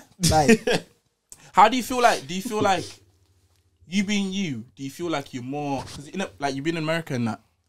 Well, I've been playing in Europe, but playing American football is Okay. really, yeah, Like yeah. so, I'm guessing like that. The way you think and that sort of culture of self-confidence and believing in yourself within that American football type of world, that's accepted in it. That's like, you're meant to be like that. You have to be in it. That's it. And it's like, it's one of those, like, I could try and be what everyone else would imagine I'm supposed to be. But true say, okay, so the position I play, quarterback, most teams everywhere will want to sign an American guy. You know what I'm saying? And it's like, no other position is definitely going to be signed by an American. So for me as a European person, not only do I have to stand out and be like, this guy can give you the same production that these American guys have done, which I've done time and time again, but it's like, I need to be me. You know what I mean? Because if I try and be them, trying to be an American, what's better than someone trying to do something is someone being it. You know what I mean? So I'm like, I'm different anyway. I'm European. You get me? I grew up in England. I play quarterback. So I'm going to do as much as I can to make sure that I am me, because I'm only going to have a certain amount of time to play. Yeah. You know what I mean? Realistically, I can play till like mid-30s. You know what I'm saying? But it could end at any point. So if I'm going to make my mark and do it, I want to do it my way. Okay, yeah. You know what I mean? If I rub the wrong shoulders or feathers, whatever the phrase is. One of them. They both sounded correct. If I ruffle the wrong strings. Shoulders. Yeah, one of them. Whatever it is, I'm going to do it my way. And whatever comes with that, comes with that. You see what it is for me in that sense there? As long as you see the people that you care about, as long as they're saying to you, yo, bro, you're good, bro. You're not doing too much, you're good. Like, this is you, do you?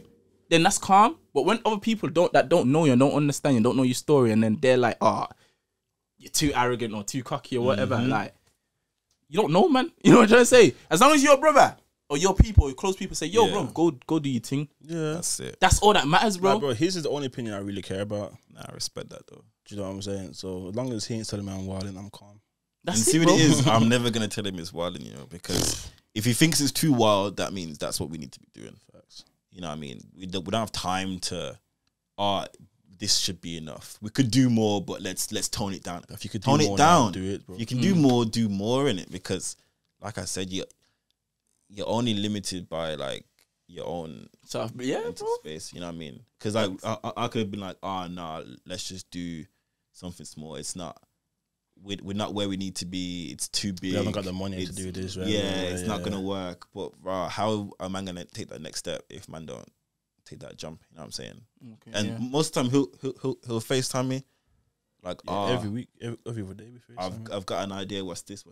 And I'll just drop something in there, just for banter. You know, like why don't you make it into a retractable umbrella? But then that spawns like a whole idea thing, because I'm not trying to limit the idea. It's like, okay, this is the box. How can we get into the I don't even know what. That's your role.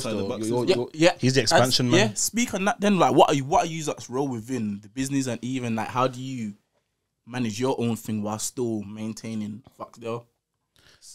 You want to go ahead?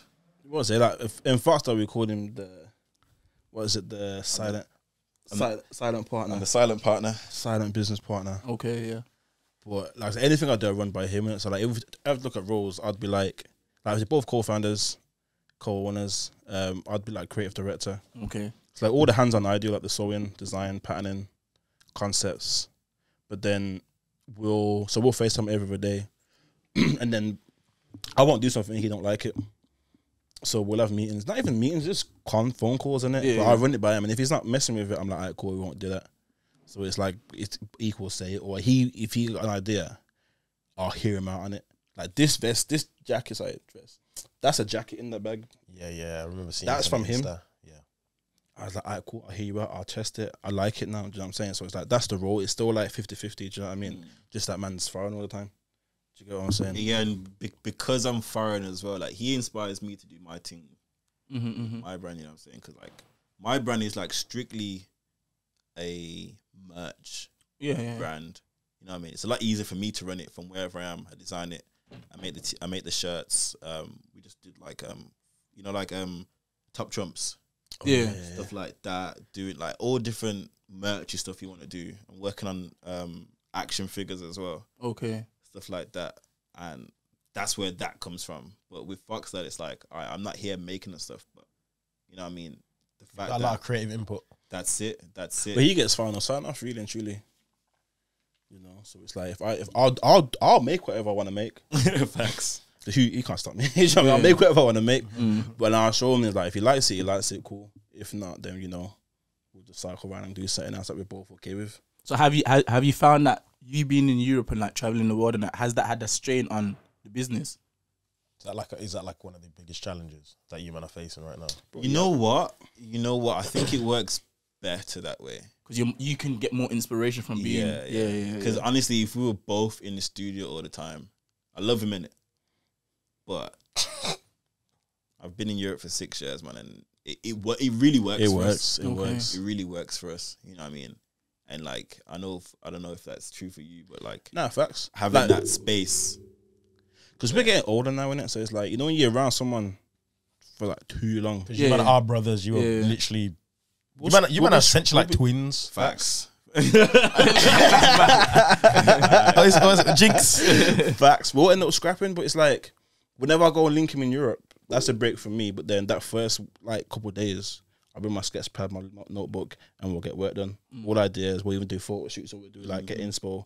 And then our balance, it's good in intervals. And because we both got iPhones, bro, like we'll talk. Like, it don't even feel like it's been away. Like, I ain't seen him in 2 years.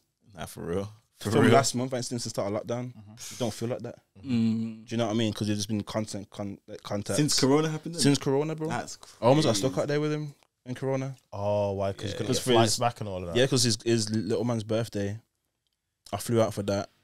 And then I had to come back under like the last like emergency flight early. I would have been stuck there for like 6-7 months with him. That would have been stress. That was hilarious for me though. I was panicking, fam. I was panicking. But like, it don't, like, time apart don't feel like that. Like, as long as it is, you know what I mean? Because we're always in contact, you know what I mean? So, yeah, I think it works in our favour still. How do you think Corona did for you, like, for like business, like, you know, lockdown? Because a lot of people suffered. A lot of people, it kind of benefited them business wise. Bro, fortunately, I said I'm in full-time employment, so fortunately, and I was on furlough, fam. It was a pattern. Sweet, innit? And it was what I needed. Cause like, if you hear my story, if you that follow me, then I don't start working. And like the fact you could do work here as well. But I wasn't even here first lockdown. Yeah. So I come here like 4 times, which was hard for me. I was at home, but then being at home and not sewing or working on anything, I was just watching bare sci-fi films with the whole of Netflix. It was inspo, and that's what really cemented the futuristic. Like anybody who didn't suffer in lockdown, it was like a well-needed break / like It's like a reset, recharge. Because I don't like actively, like, I won't spend time in the house. Yeah, I won't have a day where I don't do nothing. That's a day wasted in it. So like, because I had to stay in the house and do stuff, I was like, okay, I got a you know, Wacom tablets. Yeah. I had that from a year. I found that Like a graphics tablet, I got. Yeah. I found that. I'm like, all right, boom, get back and try and figure out illustrations. Do you know what I'm saying? I'm designing on that now. So you made this logo, innit? Yeah, I drew that in lockdown for you on the tablet for your birthday, wasn't it? My birthday, man. Yeah, so it's just like that. I was always just working on that. So it was a time to step away from hands-on to more just designing concepts and why do I even want to do this brand? Why do I even want to have that whole thing? And that gave us a whole like 360 on 180, whatever it was. On like that. yeah, we turned around. Some degree. We faced the opposite way on our design approach. Okay. And then that cemented it into this now. So lockdown was the best thing that happened to me, I can't lie. That was blessed, man. Do you know what I'm saying? Not blessed because Pete. It was stress, but it was... We're talking personal experience. Personally, creatively, I needed that break.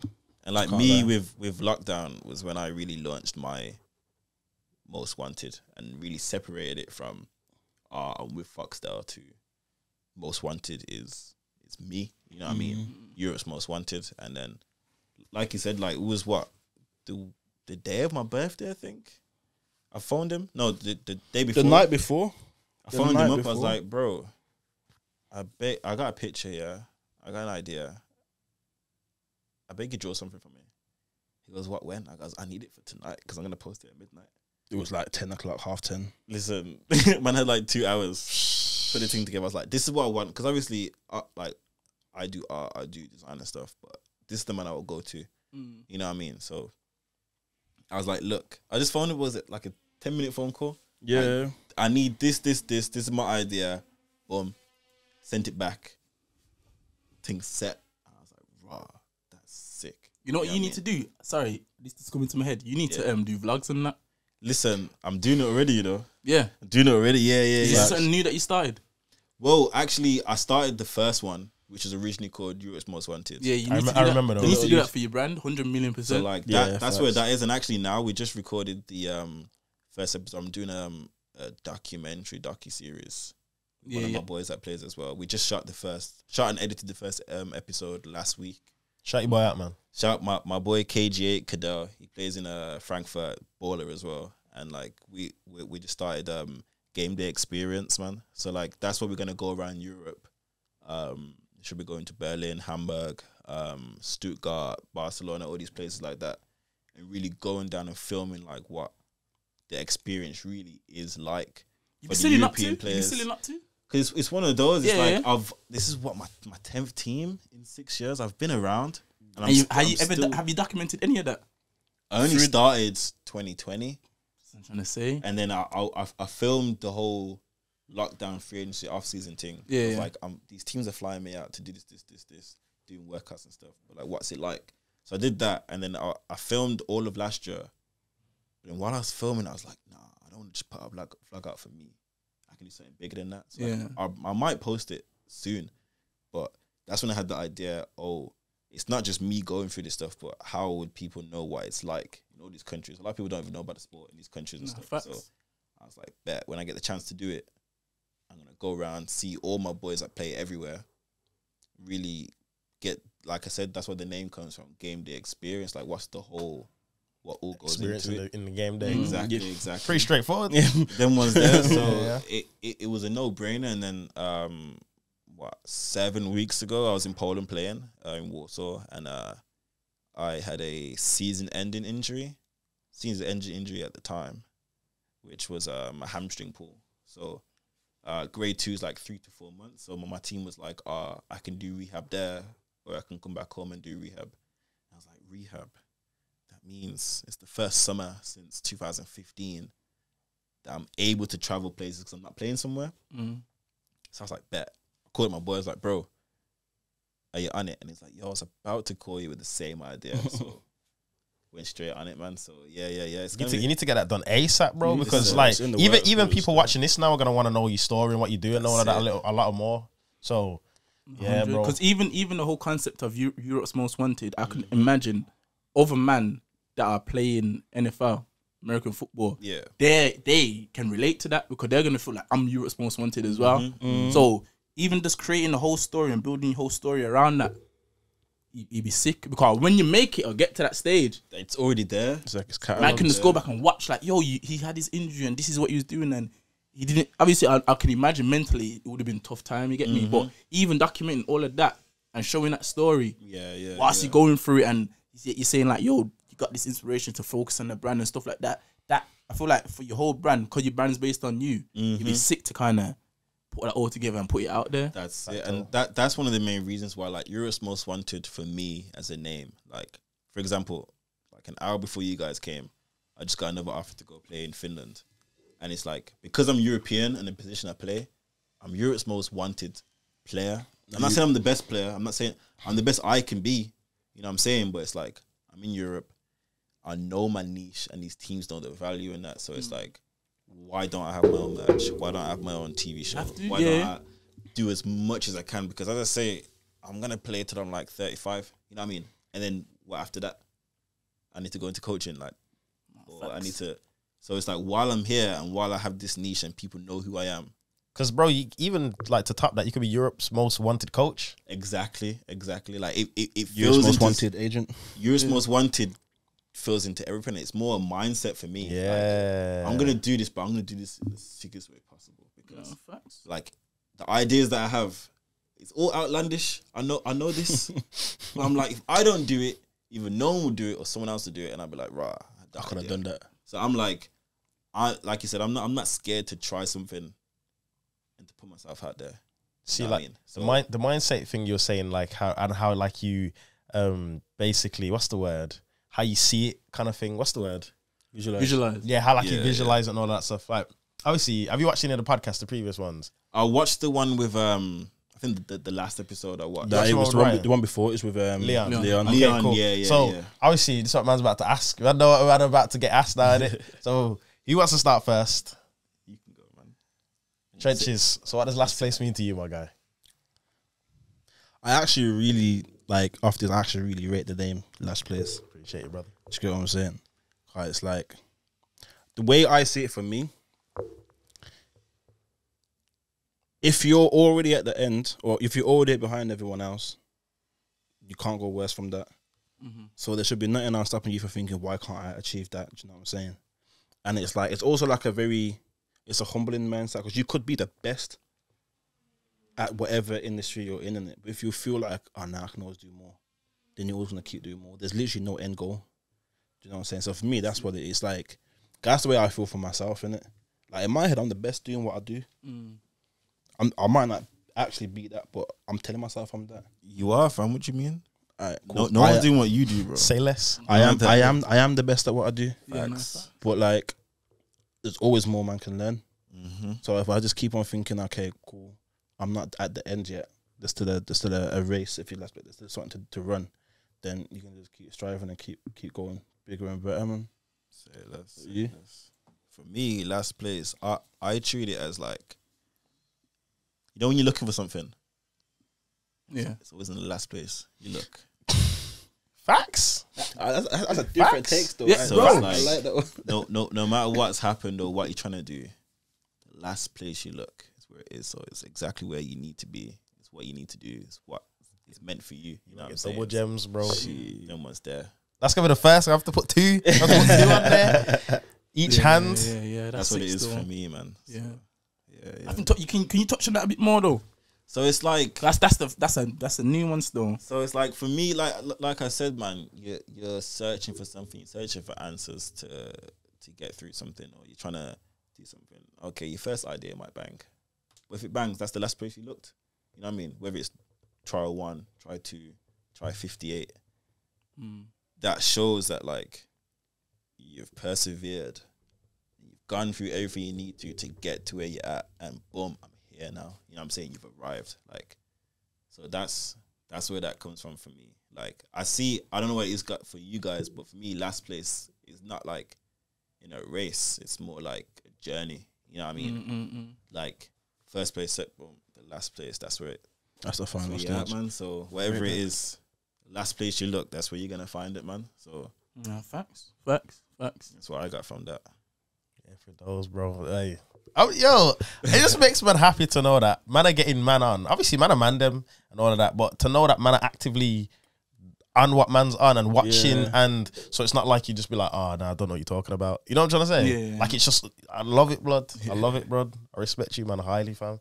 Likewise, bro. What would you like say to like people who want to start clothing brands? Can you give them like a few tips? Like, And what? I think you should speak about man that want to get into American football as well. So speak on the clothing thing, advice and tips. Sorry, go on. Sorry. No. I can No, go no. both, man. You wanna go clothing? Nah, but carry on. Yeah, I mean, No, that was it. So Oh, yeah, yeah. But so the clothing thing, and then the American football team, because that's a very different one. I would say personally, if you want to do anything, just do it, and then if it works, it works. But specifically for clothing, I feel because Specifically, man said Pacific. I meant that Specifically, I specifically. They rugged strug. I'm the one drinking, you It's know. the Say less. it's the morgue. So you got morgs in your the thing as morgs. well. I hear ya. Do you want some? I'm Gucci, brother. But with fashion or clothing, it's not easy. It's expensive for trial and error, and it's frustrating a lot of the time, but it's worth it. So if you want to get into, people come to me with brands like, can you help me do sampling? Like, can you give me this or give me ideas? And there's few man them that I'll help out in it. Like if I know you, I'll help you out, and just to like sit down. Okay, this is who to go to for this, is who to go to for that. But it's like, make sure it's something you want to do. Because the one thing I hate is seeing brands come up just because it's a cool. Everyone's got a brand. You know, remember there's a stage when everyone had a brand. Yeah. You come up, do a brand. A year later, what happened to it? Sell a couple black and white t-shirts. That's calm as well, but I feel like if then it, man, I make don't sure know. it's something you actually want to do and persevere, and then there's avenues there to do it. You don't have to have help. Like I say, I learned from YouTube. just learn how to design, learn how to cut and sew, learn how to make your own patterns. And then even if you don't do it as a brand, you've learned a skill that can be transferred and stuff like that. Or you can get paid off that skill. Yeah, no. Like, I could charge to do people's patterns right now. Do you know what I mean? That's a skill that I've learned off my own back. So I'd say make sure you're dedicated to it first. And then when you come up with all the hurdles because there's going to be setbacks all the time, that you don't mind them. It's just part of the journey now rather than, that flopped, I'm going to quit now. Do you know what I'm saying? Because like, if this thing flops, I will still be doing this till I'm dead forever. So it can never fail then? Do you get what exactly? That's like with what we're doing as well. That's like you can never fail, cause there's no like destination. It's just it's an ongoing thing. It is the journey, man. Do you know what I'm saying? So how about with the American football? So American football, actually, the past like 3-4 years, I've been working unofficially as like an agent for some of my boys and that. So Most Wanted Athletics, that's my player agency. You're going crazy, you are. And see what it is. Now I've got the name, I can remember it, just like in the movie Wall-E. You know what I'm saying? Yeah, so, but yeah, man, it's one of those, like, American football is one of those where, like, it's crazy that I got into it. Like, I played. Speak how we even got into it. You know, I feel like you could have your own episode to talk about American football and talk about that side of things.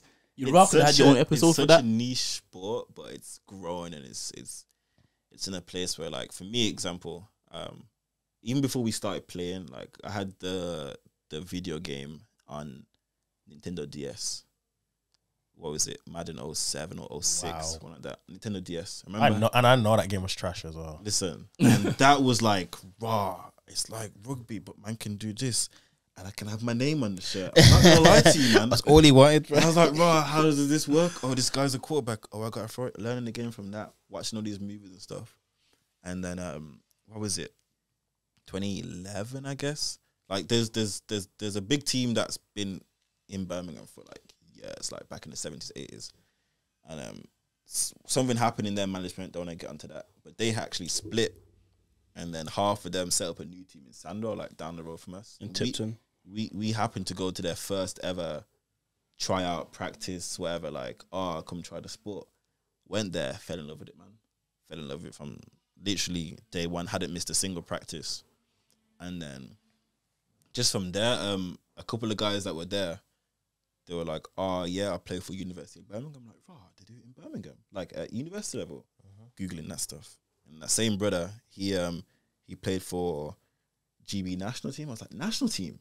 Man can go to the national team. So it's just getting bigger. And the more you're getting into it, it's just elevating levels to it. And then like how I got into it in Europe, one of the same boys, he signed to a team in Sweden. And I was like, how? He was like, you can go to Sweden. You can get paid to play. Get flown out to Sweden. Bro. So I was like, I was like, how did you do that? He goes, sign to this website. It's like a LinkedIn for sports. Sign to that, get your information on there. So from there, literally every day I'm on this website. What's this website called? Europlayers.com.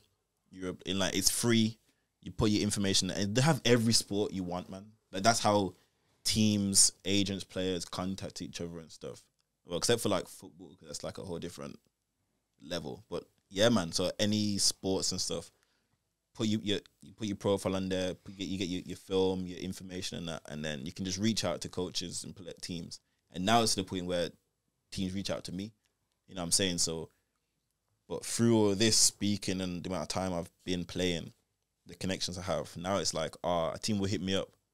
Hey, Ash, do you want to come play here? We need this. I'm like, no, I can't, but my boy can do this. Swing them through.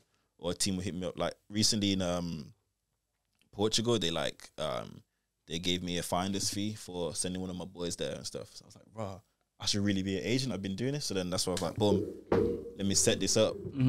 And then like what a team needs. Like guys always asking me, how do you do this? I'm like, hey, yo, you play this position. This team's looking for this. Hit them up. Or don't go to this team because, you know what I mean? Like what they're saying is not really what's going to happen. Or you can get a better contract. Or a lot of guys will show me their contracts before they sign it. Like, yo, is this a good deal or not? Because a lot of guys don't know. I'm like, what do you mean they're not paying for your flight? What do you mean you have to pay for your apartment? Like, nah, you need this in your contract and stuff. And just helping that way. So I really feel like once I'm finished playing, being an agent is definitely something that's, you know, on the cards for me. Being Europe's most wanted agent. Wanted, man. You know what I mean? So if it's not me, it's the people that I'm representing in that. So I feel like there's so many questions man can ask about that whole journey as well. Yeah. Like, it would have to be another episode. Man might have to split your things. Might have to, man. 100%. Man's gonna have to catch you in the country again. Wait, bro. I'm never here, man. That's You're the here till when? problem. How long are you here till now? Well, Depending on whatever contract you sign next. I might be leaving next week. You know? Damn. Listen, I'm Europe's most wanted for a reason. Woo! Yo, make sure you document that journey so man can see. You get me? Make sure you document that. You might have to be the first friggin' Zoom one, bro. Hey, I'm down for that though. I'm down for, because see what it is for me. Like I always tell him, like I never know what I'm doing 6 weeks. Like the next 6 weeks after that, I can't plan because with the way the sport works and the opportunities pop up, it's like literally since when was the last time I was in England? 2018. 2018 was the last time I was in England because you meet people, you play against teams, and then stuff pops up. A coach you might play against a coach, and then he signs to a team in Barcelona, and it's like, Ash, do you want to come out here for the opportunity? Boom, go there. And then there you meet people. The more you play, the more other teams hear about you and stuff. So I'm just constantly like okay, I'm looking for somewhere to like stay, but I'm so young and there's so much to see. I'm gonna risk it. Like, I was in Berlin, and then they're like, maybe you can go on loan to Warsaw. Boom, flew out there. Now I'm back here, and it's like, what's the next step? There's always something that can come from whatever situation is, whether it's good, bad, in between. You know what I mean? I always know, like, I'm gonna make links. I'm gonna put myself out there, and like with this sport as well, the more recent tape you have, the best. You know what I mean? Like, for example, I just went to national team practice on, was it last week or the week before? Last Sunday even. Last Sunday. And that's the first time teams realize, Ashley's healthy again. And after that, I got 2 contract offers. Just the fact that they saw me doing it. You know what I mean? Because they're like, I thought you were injured. I thought you were out for 3-4 months. I'm like, no. They're like, okay, since you're back. That's what they said. That's what I'm saying. So it's just stuff like that, just constantly networking and just traveling, man. Like, I've been all over Europe, and there's so much more that I haven't seen yet. You know what I mean? And for example, like the sport that I play, the lifestyle it affords me, I ain't paid for a flight Since you were 19? probably before that in my life. Been everywhere, man. You know what I mean? And it's like, why not try and do this kind of stuff? That's why it's like, okay, I could stay here in England and do my thing here, but like, while I have the chance to do stuff, just try it, man. If it flops, it flops. But At least you tried it. I don't want to get to like 45, 50. I got friends that used to play like, I could have gone, but you know, Took an arrow to the knee. and then An arrow. it wasn't it. And it's like, I want to be that guy that's like, I was there, man. I did it. Like, I went everywhere. I did what I needed to do, man. You know what I Back mean? to the YouTube thing, you can be like, go watch it. That's what I'm saying. Facts. Or documented as well. Documented. So like, it's not only just for me, because I wouldn't have done it if I didn't know it was possible. But for me doing it, You're showing them and that are starting that it's possible. That's what I'm saying, man. That's what I'm And saying. they're like, So it's like, 15, like, what sports can I do? Right, American football, but I'm in England. So where do you feel like they should start then? Let's say like a 15-year-old like in school now thinking, man want to go play American football. 15-year-old. If you're in England, I would check online. Where's your closest team? Mm-hmm. Wherever that team is, get there and just try, man. Because the last thing you want to do is be like, there's not, even if it's an hour away, to find a way, just try it, see if you like it, or whatever it is, whatever sport is, try it out. If you like it, you find attention to it, then just like really think about, okay, what could be the next step? Am I going to uni? Am I gonna, whatever it is, you know what I mean? And then whatever film you have, you can document whatever you're doing, document it and put it out there, man. Even your boy's got a camera, get your boy filming you. You never know, man. You never know. Like, I'm lucky for me that I've got a connection of guys where it's like, and I'm not afraid to ask people like, how do you do this? Like, who do you speak to? Very good trait to have, innit? The amount of like, with my first contracts and stuff, like, I was messaging these teams, like, what you need, blah, blah, blah, just so I can get used to speaking to them, put myself in that situation. Like, do you have an agent? I'm like, no, I'm representing myself at the moment. You know what I'm saying? But I'm like, one of my friends played in this league. What would you guys be looking for to find out, okay, what are these teams offering?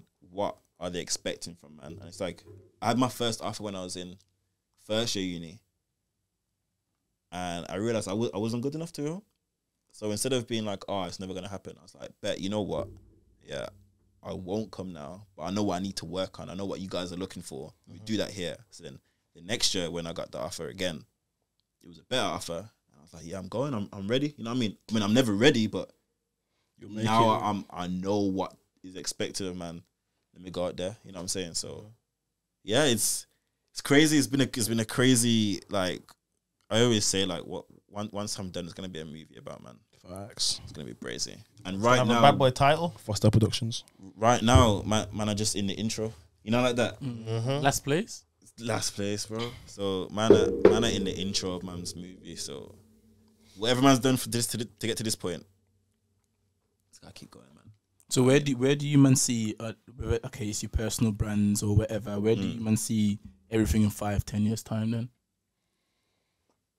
We spoke about this right over there, didn't we? I feel like 5 years is still is a short time span. A year goes like that, innit? So like, facts. hopefully I'll be doing this full time. I won't be in employment no more. That's like my main goal for 5 years. But other than that, in terms of the brand, it will just be the same thing, bro. Just getting the work done, getting the concepts, getting the pieces out, Making the connections we need to make. yeah, like daily connections. Like obviously, our main aim is getting stocked. Getting stocked in stores, in Birmingham, in London, in all the major capitals that we've been to. We got a few connects at the moment, so we're just working on that. But then from that, I obviously should be getting stocked like next year. That's the aim. Okay.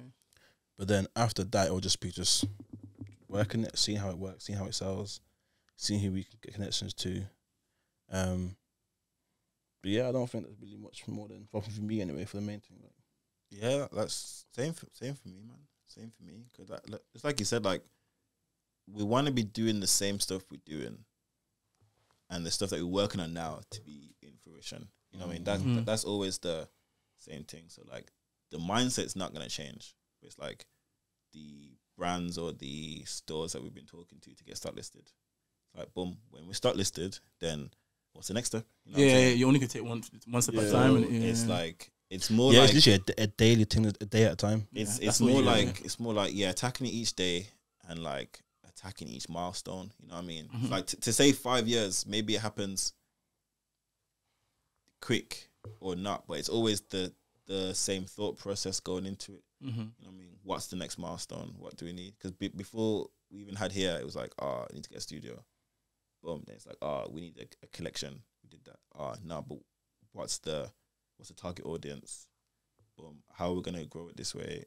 Some stores we need to talk to. And now it's like, it's just knocking it down, man. You know what I mean? It's not a time pressure thing, but at the same time, the pressure is the milestone needs to be reached. You know what I mean? So no shortcuts, but however long it takes to get there. Just however long it takes. However long it takes. If it's 2 weeks, if it's 5 months, if it's 5 years, you know what I mean? Like, it's the journey, innit? Yeah.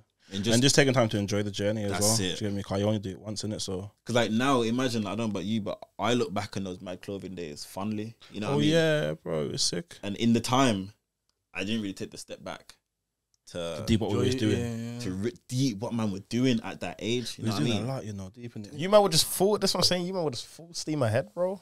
But it was like we're doing it because there's no other option. That's it. It's like, well, how else we gonna do it? Innit? So we don't really deep what we're doing. But yeah, looking back, man, was youths. Still you. Doing what grown people man's are still doing. young. for Man's real. still young. For real. Man's still young. Look at all these designers and that. These men are big men. Like been in the game for years. Facts. So man's got time. And we don't have time at the same time. At the same time. You know what I'm saying? Yeah, at the same time. That's my main motivator, you know. Cause you can go any day, Nah, facts. It's like, and I'd hate to go without getting everything out my head. it's like, Do you know what I'm saying? I'd hate for that. there's no rush, but man can't do nothing. You know what I mean? The progress day by day, even if it's 0.1%. If man is staying still, man ain't doing nothing. But at the same time, I don't know if that makes sense. Of course it does, yeah, bro. yeah, man. Of course it does, bro. Have to keep making a move, you know what I mean? Like, and just progressing, man. Because time is the only thing that you can't hold on to that, man. You know what I mean? Because we can be like, oh yeah, we're a young brand, we don't have to do anything. We still, and then turn around. No, you've been out for 20 years, then nothing. No, facts. You're 45, grey hairs. Don't say Fucking that. hell! Sorry. Bloody hell, mate. I ain't done that. You know what I mean? So it's like, while you have the time and the energy, try shit out, man. Yeah, man. Like I always say, like in your 20s, it's the perfect time for trial and error, man. Perfect time for trial and error. Like there's never not a time to try that, but It's the most optimum time. now, man, you can learn all the lessons, all the mistakes now. get them out the way Sooner than later. But that's the thing, you gotta forget about social media and trying to look like you're winning and looking like you're doing the best. Because I feel like people are so scared to try nowadays because they don't want to look like they're not winning. That's it. Bro, that's the thing. It's like I can tell people now I'm broke. You're the ones there. All my piece goes into this, and I'm happy it's that way. But I wouldn't even say that's broke. But you know what I'm saying? Though? Yeah, It's like I yeah, can't like yeah. say like we're up or we're doing this, whatever. But it's like the productivity that has come out of it and the pieces that has come out of it is way more valuable than any other money that come out of it. Do you know what I mean? So it's like now I'm put all the work and trying to everything now. Then boom, the next step we're ready for that. Yeah, Investor, man. Do you get what I'm saying? Yeah. It'll just snowball after that. Do you know what I'm saying? So it's like just put the work in while you got the time and energy to it.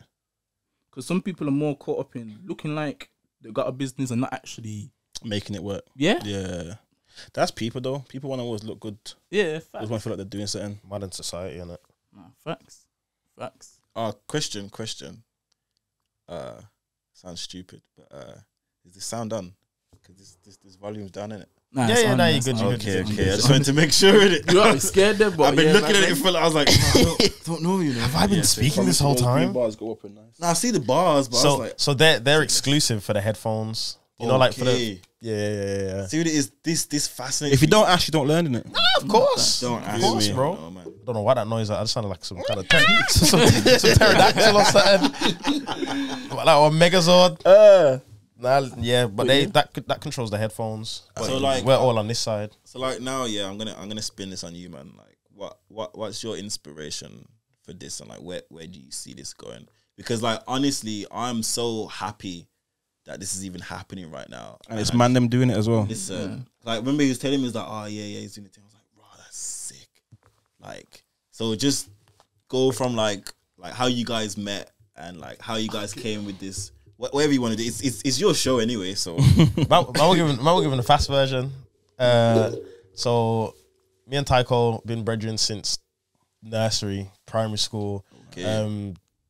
Man, like literally grew up together. Live right next to each other. Yeah. Always spoken from school and whatever. Primary, secondary. He went to uni. Didn't see him at all. Yeah. Like never had no contact with him because it was just something like that. And then like one of my brethren went down there and I used to get gassy. He's like, yo, put me on a photo Hunter, and I had to be like, yo. I'm like, yo. That was like I used to think, yo, is he not happy to see me? Yeah. I was like, yeah. I was like, yo, what you saying? I was like, I'm good. So and then one day, man went back home. I see Hunter. I was just like, he was like, yeah, I'm back. And then man just been like close again ever since then. And like started going gym. I started going gym. He started going gym. I was like, come on, I can gym. see. Best thing I've ever seen it. Hey, Don't gas me. And we started going gym together, and we just started spending more time on that together. Then obviously we got like minds as well, so we'd speak deeply for hours. We'd be in a gym, planning an hour session, and we'd be in the gym for 4 hours, bro. You ain't got no business being in the gym 4 hours, you know. We're not doing like 4 hours training sessions, but because man's on a leg machine, you know, taking the time, like, yeah, they did this, you know, and you know, blah blah blah. So then before you know it, man started gym at 8, coming back at 1 a.m., 10. That's like, crazy. My mum said, "What you doing?" I was like, "Just talking to Hunter." Where was you? I'm like, so it's just kind of all started from there, and then like the idea of the podcast kind of came around. 'Cause obviously, I wanted to start the last place thing. I was just like, yo, had multiple ideas for it and things like that. Hunter obviously used to help me out with like any ideas I had would kind of like help flush them out or whatever. And Just then question them, innit? yeah, question them like what's the purpose, blah blah blah. What you're gonna? And then I've brought to him obviously the idea of the podcast because obviously me and him used to speak for hours, whether it be outside. Like man would go on a night out, go home. The like nights finish at 3. Go home. We get home at like 4. We stand outside, bro, till 8 a.m. just chatting, bro. That's deep. And it's some real ish as well, bro. We're not just chatting gal, whatever. We're just talking real ish, and then we're just like, yo, let's start a podcast. And then he was so on it. He was like, safe. How much is everything? Blah blah blah blah. Yeah, man just did it from there. Just one thing I read is what you touched on before we started this, that you man got all this set up and that, like from then, just like, alright, boom, we're doing this. What do we need? Cool, we'll get it. It's done. Like that sort of just like the DIY mentality of it. Like I want to do something. How do I do it? Boom, it's there. the idea was too purposeful, bro. That's what Like, I rate from. It's for us, but it's also for everyone. Yeah, it's for the no, guys. When you first told me about it, I'm like, I'm on it, bro. This is what I'm saying, I'm bro. down, I'm giving whatever. us a platform. Yeah. We can showcase ourselves. He don't speak. So for him to even be on camera and chat, like people are looking at him like, Is it the same hunter that I know? yeah, he talks. Like that man know what I'm like. You get me? But Yeah. for me to be like this publicly, like if you see me out, you never know I'm like this. Yeah. So I'm never gonna have that conversation. That's with a you. good way to be, still. You know what I'm trying to keep say? everything to yourself. Man. And then obviously when man does talk, it holds that weight as well. You Man, know? ain't just Yeah. talking wassle like it's, Yeah, nah, it's- facts. And like to be honest, like the relationship you guys have with this reminds me of me and him.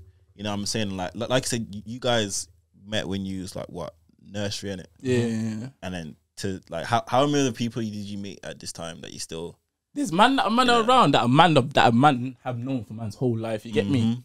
But as you're saying, like relationships are always different with different people. You get me? Like that's it. some people you have a different relationship because you talk about more deeper stuff, or it's just different type of combinations in of relationships, bro. That's what it is. Yeah, man, that's crazy. I respect it though, man. Mm. Proud of you, man, for real. Proud of you, Nah, man. Proud of you, man.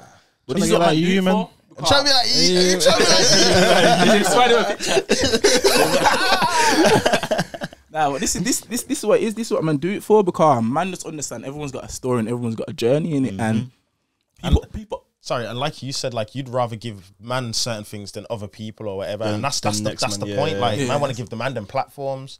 That's what it's That's me, about. bro. Nah, but yeah, that's what man do it for, because often a lot of the times people might just look at it like, yo, I ain't got nothing to tell people, I ain't got nothing to share, but yo, you got your story to tell, innit? Everyone's got their story to tell. Like man might get to where man's gonna get to, and people might be like, now they want to listen to man, but you still that same person. Like you still got them Yeah. same gems. You still got that journey. Like this is where you started from, innit? So instead of man just waiting for man to get blown up and get to the top, and then man be like, yo, let's sit down and have a conversation. Let's talk now before you get there. And I'm one of the man that I always like to learn like processes and how people do stuff in it. So like there's man that you've had on your thing that I don't know, but I feel like I know them now. Yeah. And I can relate to their stories, you know what I'm saying? Like, oh, okay, that's how man put in that situation. Rah. So it's like I've always wanted to be one of the things. Like I interviewed myself on the bus home with them. I was there. Like I talk to myself, bro. You have to talk to yourself. You're creative. Talk to yourself, and you get a lot of sense out of your own self, But I'll do it all the time. bro. So it's like to be in that position where I can then say something that would then hopefully someone will take that from what we've said today and be like, oh, okay, that's how they got their story. Whatever. fact. Like I say, we don't. I post a lot of stuff in it, but I got Post some on shit me. to show you. Yeah, but I just post for fun. But I got a lot of stuff where people don't know nothing about it, do you know what I mean, or don't know how it got there. So it's like having the opportunity to say it in one go, boom, no time pressure, no themes, no whatever, just to run. It's sick, man. And I think you know what? Yeah, I think like the more you do this kind of stuff, and like you said earlier about checking back in on people, just like being able to look back It's documenting and shit, innit? see like a snapshot where you were at a certain point, where your mindset was at, what you're planning to do. And when you come back to it, it's like even now when I watch back my first vlogs from 2020, everything I was talking about in those vlogs, I'm actually doing it. Yeah. You know what I mean? And it's like, raw. Now when I shoot stuff, what are my plans? What am I even thinking? Even whether it happens or whether it's not, man, just being able to like check in and really have that snapshot. This is where I was at. This is what I was doing. This is what led me to here. It's a journal, bro. That's it, man. And I Journaling. feel like Yeah, I feel like yes. maybe like with the mandem, I know a lot of y'all do this, but a lot of mandem don't. don't keep a diary or keep a journal or write. I need to start, blood. Man, just going, and it's like whether it's writing it down, whether it's doing the podcast, whatever it is, I really do feel like reflection is huge, man. Very important. Reflection is huge, and like, however you get to that, and like I say, you're giving man them opportunities to do that. It's important, man. Like, especially in the black community, like, man, because so many men are on stuff. Facts. And even people don't know that they're doing it, or they wouldn't know that, I'm doing this, but you're doing this, and we can link together and stuff. So it's like just having that there, you know what I mean? Yeah, like, facts. it's one of those, man. I'm so happy that you guys are doing this, and I'm so happy that like I said, the relationships that man can build and that I've already built still there. You know what I mean? Like, it's not a crab in a barrel type of situation. It's really, if I can't do it, my boy can do it, and if my boy can do it, I can do it, man. You know what I mean? So that's my second quote for the day. Man's Yeah, full of bro. quotes. That's what man's doing it for. Yeah. That's what man's doing it for. You get me? That's And it's not about the views either. Like, they're gonna comment it, but like, yo, it's about what you take from it. Documenting it, bro. Just getting it down from now on it, man. Yeah. Cause you could take one 15-year-old, one 14-year-old, or whatever, two of them to watch this and be like, yo, I'm starting my thing now. Facts. It's probably Unless like you're them two age- friends, like, Bro, if you're Yeah. them ages as well, it's a perfect chance. perfect time. Because you got Anything, nothing to lose. that's it. That's the thing. Even with things like this, you don't know who's listening. No. You don't know. That's to say, you can't watch the views. You can't watch the views. You can't just think, the views are not there, so I'm not gonna speak on this. Or I'm not gonna do this. Or nah, because people are doing it, but listening. keep- It's gonna Yeah. come. It's gonna come. Like, one kid, this video can just get recommended to one kid. You know what I'm trying to say? And that one kid just watches it and like, yo, he's one inspired, man. Yeah. My time to go now. I hope so. But that's So what that's we do why it I for. like, whenever I see a new designer or even a music artist or whatever, I'll YouTube search their interviews. And there's a lot of artists that I'd never liked to start with designers or artists or whatever. And I see how they talk and how they articulate themselves and how they explain things. I'm like, okay, I get my man now. Now I'm gonna take his work in differently. Yeah. Do you know I what I think mean? that's what the importance of having a video as well. Yeah. For like these things, bro. You can see them because- as themselves, yeah, innit? yeah. So definitely with like, a lot of designers I've come across that I didn't rate to start with just from their product. Then when I hear them speak and explain it, okay, I mess with you. It's like you as a designer and stuff. It's cool hearing your voice and telling this story, but now that people got the face, the how you dress and stuff to it as well, bro, it makes it a lot more deeper, innit? Makes you realize the kind of person that you're actually looking at and listening to. Yeah. Even with Europe's Most Wanted brand, like, that's gonna make a lot more sense to people now. Cause they're gonna be like, okay, this There's is a why he whole thinks like this. This is what, journey with it. Yeah. you know what I'm trying to say? So Because it's one of those, like, to the outside person, I think I'm just cocking it, which I am. But when you realize why and what I'm doing and the platform I want to create, You have okay, to it be stemmed from me wanting something. But it's like, if I want it, there has to be someone else That wants it as well. that wants it too. So if I'm going to provide it for myself, let me be that. Like, I was like, who's going to give me my own merch? Now it's like, guys come to me like, yo, like, one of my boys as well, like, how can I get one, blah, blah, blah. So now it's like taking people on and doing stuff like that. And, this is how you do this. And you know what I mean? So it's one of those, like, if I can help people, if I can help myself first, because you have to look after number one. 100%. And second of all, if I can help myself and that gives someone the idea, or I can help someone else out as well, why not, man? You know what I mean? Why? Who am I? Because I was once that person looking for someone, and either someone told me or I had to figure out myself. You know what I mean? So it's one of those, man. It's one of those. But yeah, we're gonna round it up now. We're gonna round it up with like the quote of the week and the tune of the week. So yeah, the quote of the week segment is just like where we just take a quote from our Instagram page Yeah. and anything that's touched us throughout the week. Pause. But any I'm joking.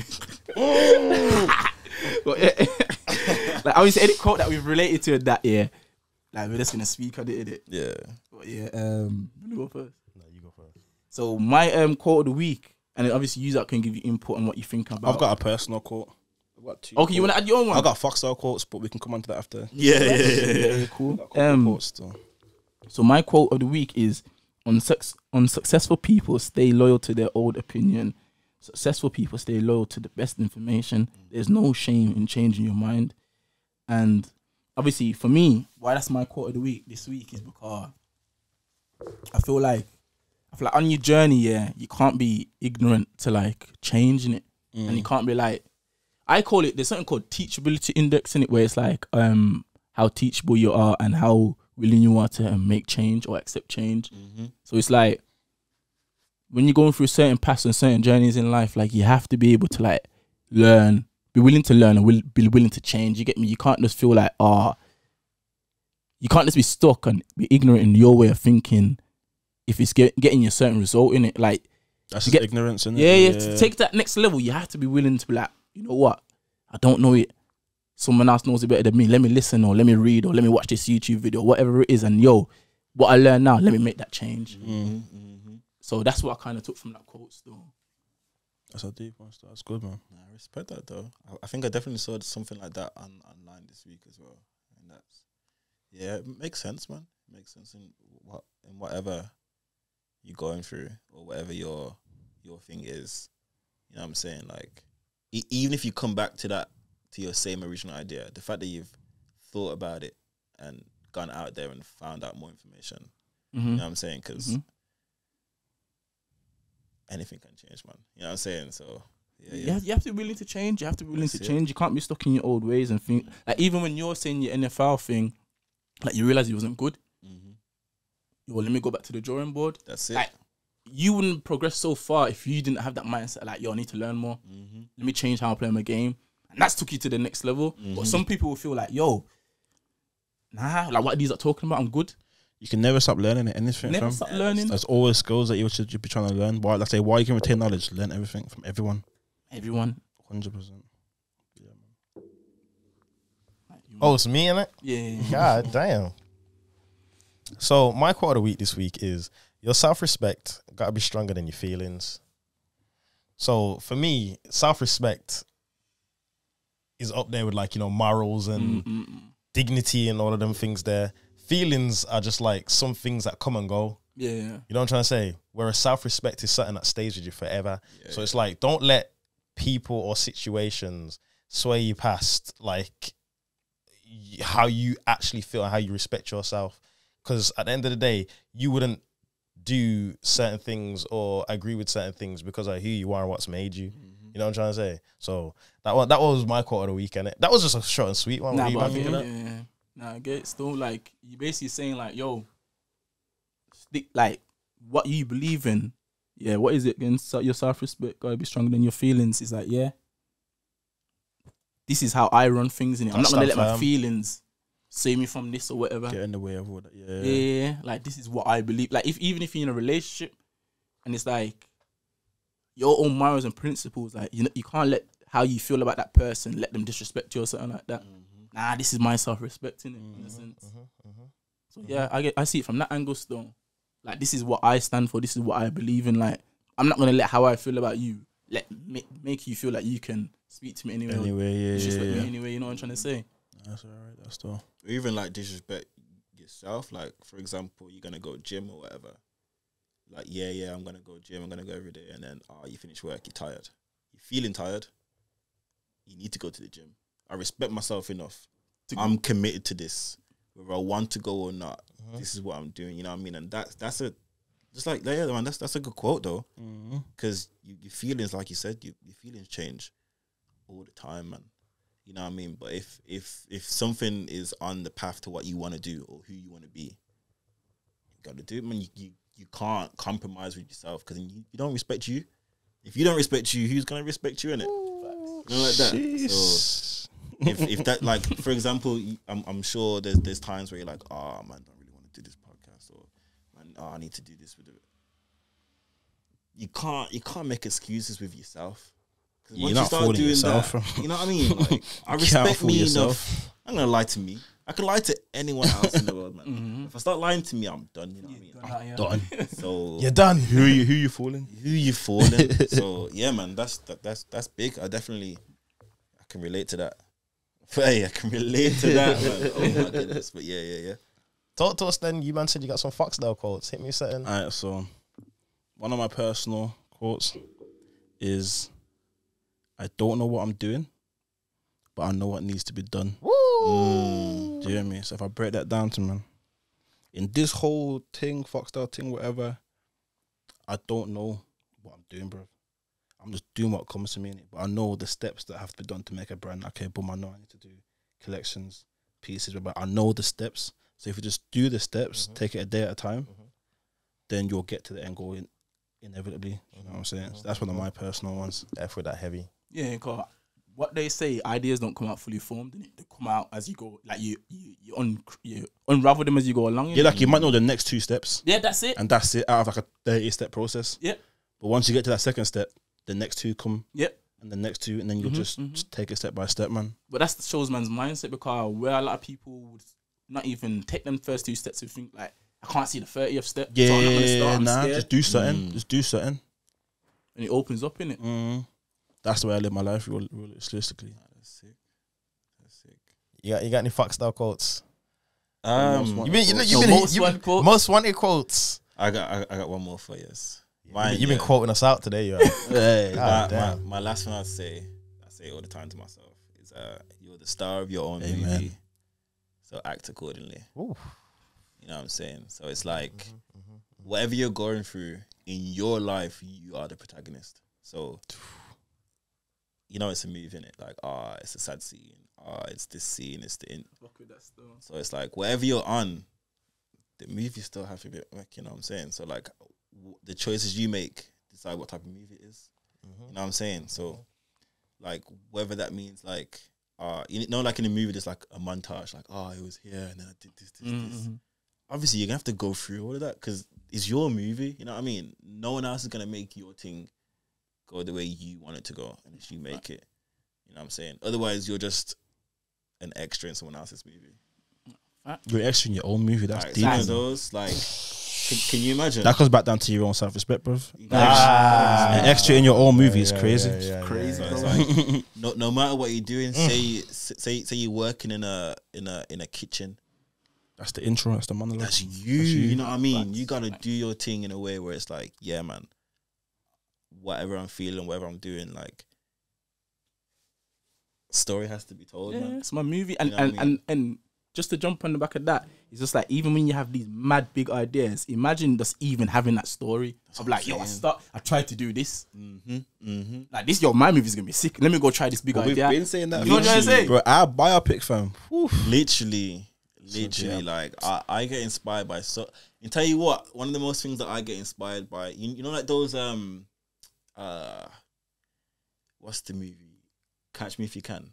I've heard of Yeah. And like, Yeah. not in the way that I'm gonna do all this fraud and illegal stuff, but the way he's like, yo, I can Confidence. do what I want to do, and if I do it, I'ma be it. You know what I mean? So like, nothing is too outlandish. Like, man can do anything in a way where it's like, either I know how to do it or I'm gonna finesse my way into doing it, and you're gonna be what you're gonna be. But it all starts with that. It all starts with that confidence in yourself, man. You know what I mean? So it's like, if man feels man's a ting, innit? So that's it. Like stuff like that inspires me, man. Or like, you know, bit off topic, but you know the phrase Stockholm syndrome. Yeah. You know how that's based off like a real event that happened in Sweden. Bro, I watched the documentary on his life. The brother did it. Crazy, brother. You know, crazy, bro. He did so much. Okay, it was all illegal.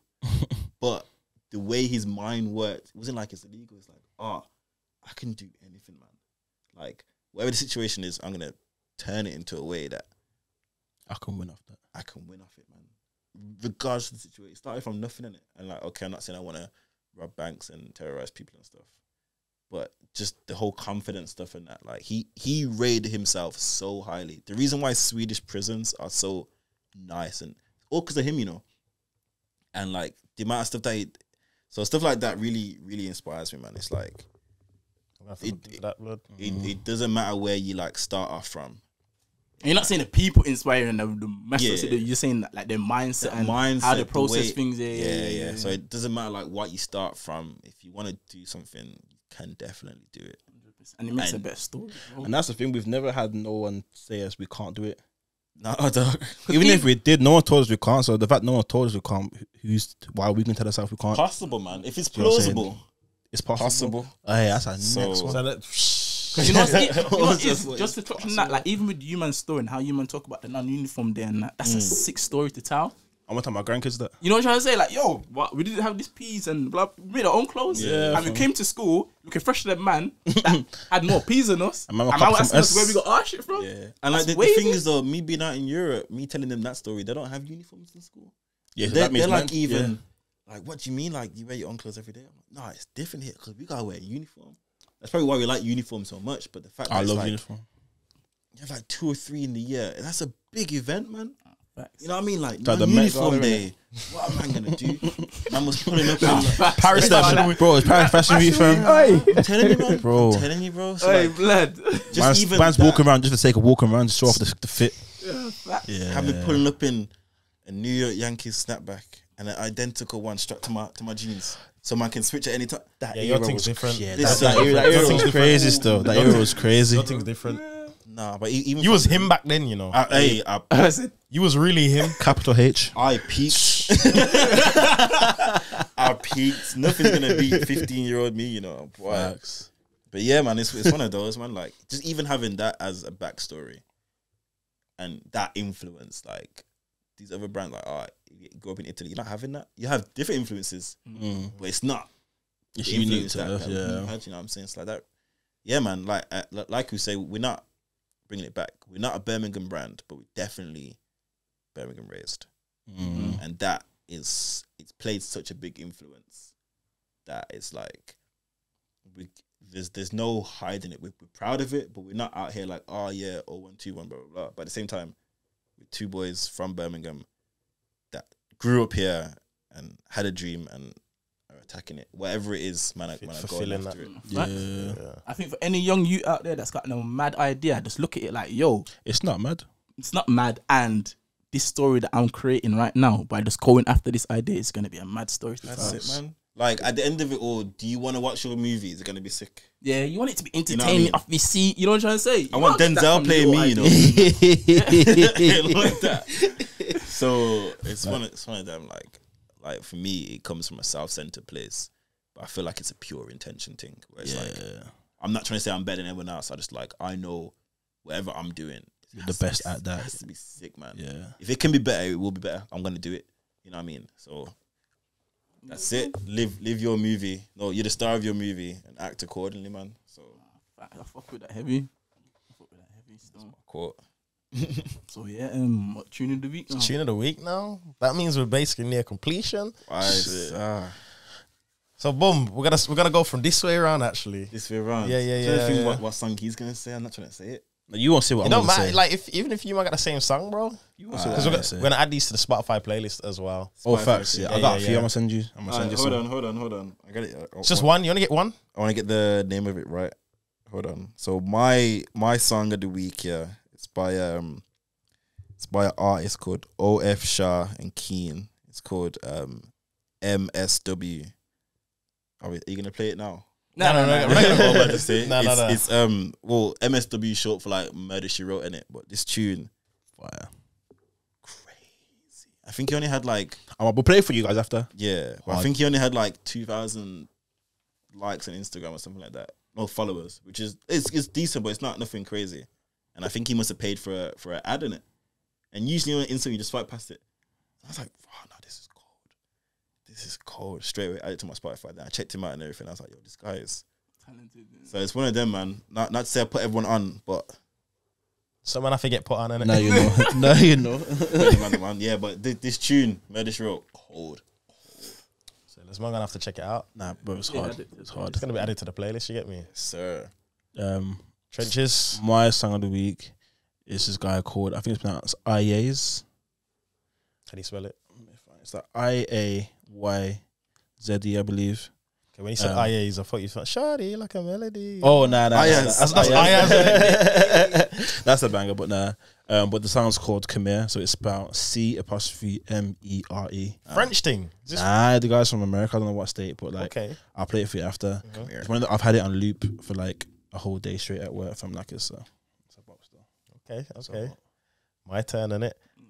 My tune of the week is TED Ness, Backbreaker. Okay. Yeah. I like that That's stuff. how you feeling. That's my thing. Pause. Y'all gotta relax, boy. Like, you could be trying to break some backs. You get me? Boy. Tune of the week. Yeah. Back in. This is a family show.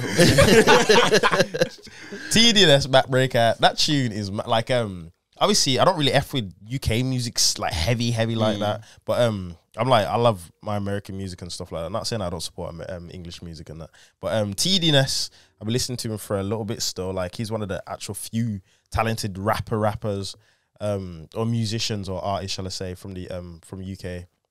And I listened to like a couple of his tunes. I was like, yo, mine was cold. I did like individual songs to like my playlist and that, or my liked. And then he performed this tune live, and he took a segment on Instagram, and I listened to it. I thought, yo, what's this? And then I realized it's from the same album that I liked the other couple songs from. Okay. So I did it up and that, bro. And it's just been on repeat, bro. That tune's different. Like mine does like the R&B kind of thing with the bashment thing and that. The tune's mad. Yeah, you know what it is sometimes. Sometimes like when you see my man perform live, it makes you like, yo, they listen to this tune properly. Yeah, you want to like, let me listen to it. Yeah, okay, but man never heard it at all, bro. But you know, it's something like, to me, it's a perfect song. You know how I rate my songs? Like I say, because the beat just caught my ear. The way he's flowing on it caught my, like he's doing a mad thing still. So TEDness, Backbreaker. That's my tune of the week. Okay. My tune of the week is this artist, Genevieve Medallion. Wavy artist. Okay. Wavy artist. She from the UK?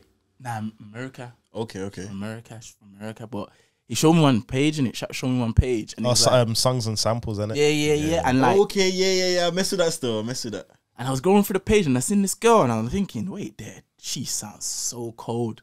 And I was just bumping it, just playing all of her tunes, like 5 tunes. Bumping it. I'm like, yo, this girl's so talented. So yeah. Genevieve Medallion. You have to check it but out. she's a wavy, she's so wavy. Wavy, like the singing thing, but like she just has a different kind of like artistry to it. Like she's wavy, man. I have to check that out. Every song that's I put you on. Yeah. all of us put you on. Yeah. Every song that's been mentioned is gonna get added to the Spotify playlist, which is gonna be in the link in the bio or the description or whatever you want to call it. So yeah, that's every man's tune of the week, bro. But yeah, I'd say this episode was mad. You know, this was we do a thing. I feel like we definitely have to have a normal one though. Like we just talk about just different things. Yeah. We could talk forever. Yeah. Man, need one of them episodes. I think because everyone's so similar, but in different walks of lives. But everyone's kind of creative and everyone learns and can teach from each other and stuff as well. So like it would never be like a dull moment. So yeah, man's with that, bro.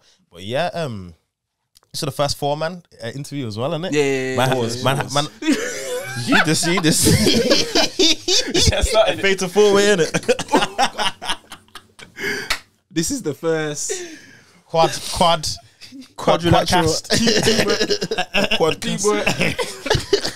This is the first quadcast, man. I had to back out the substitute mic. Tag team. You know what I'm trying to say? So yeah, man, this was proper eventful, man. Got to catch up with the man them. Hunter got to meet some new people. Some people that we can like. It's just networking, innit? Yeah, we're locked in now, man. We're locked in for life, man.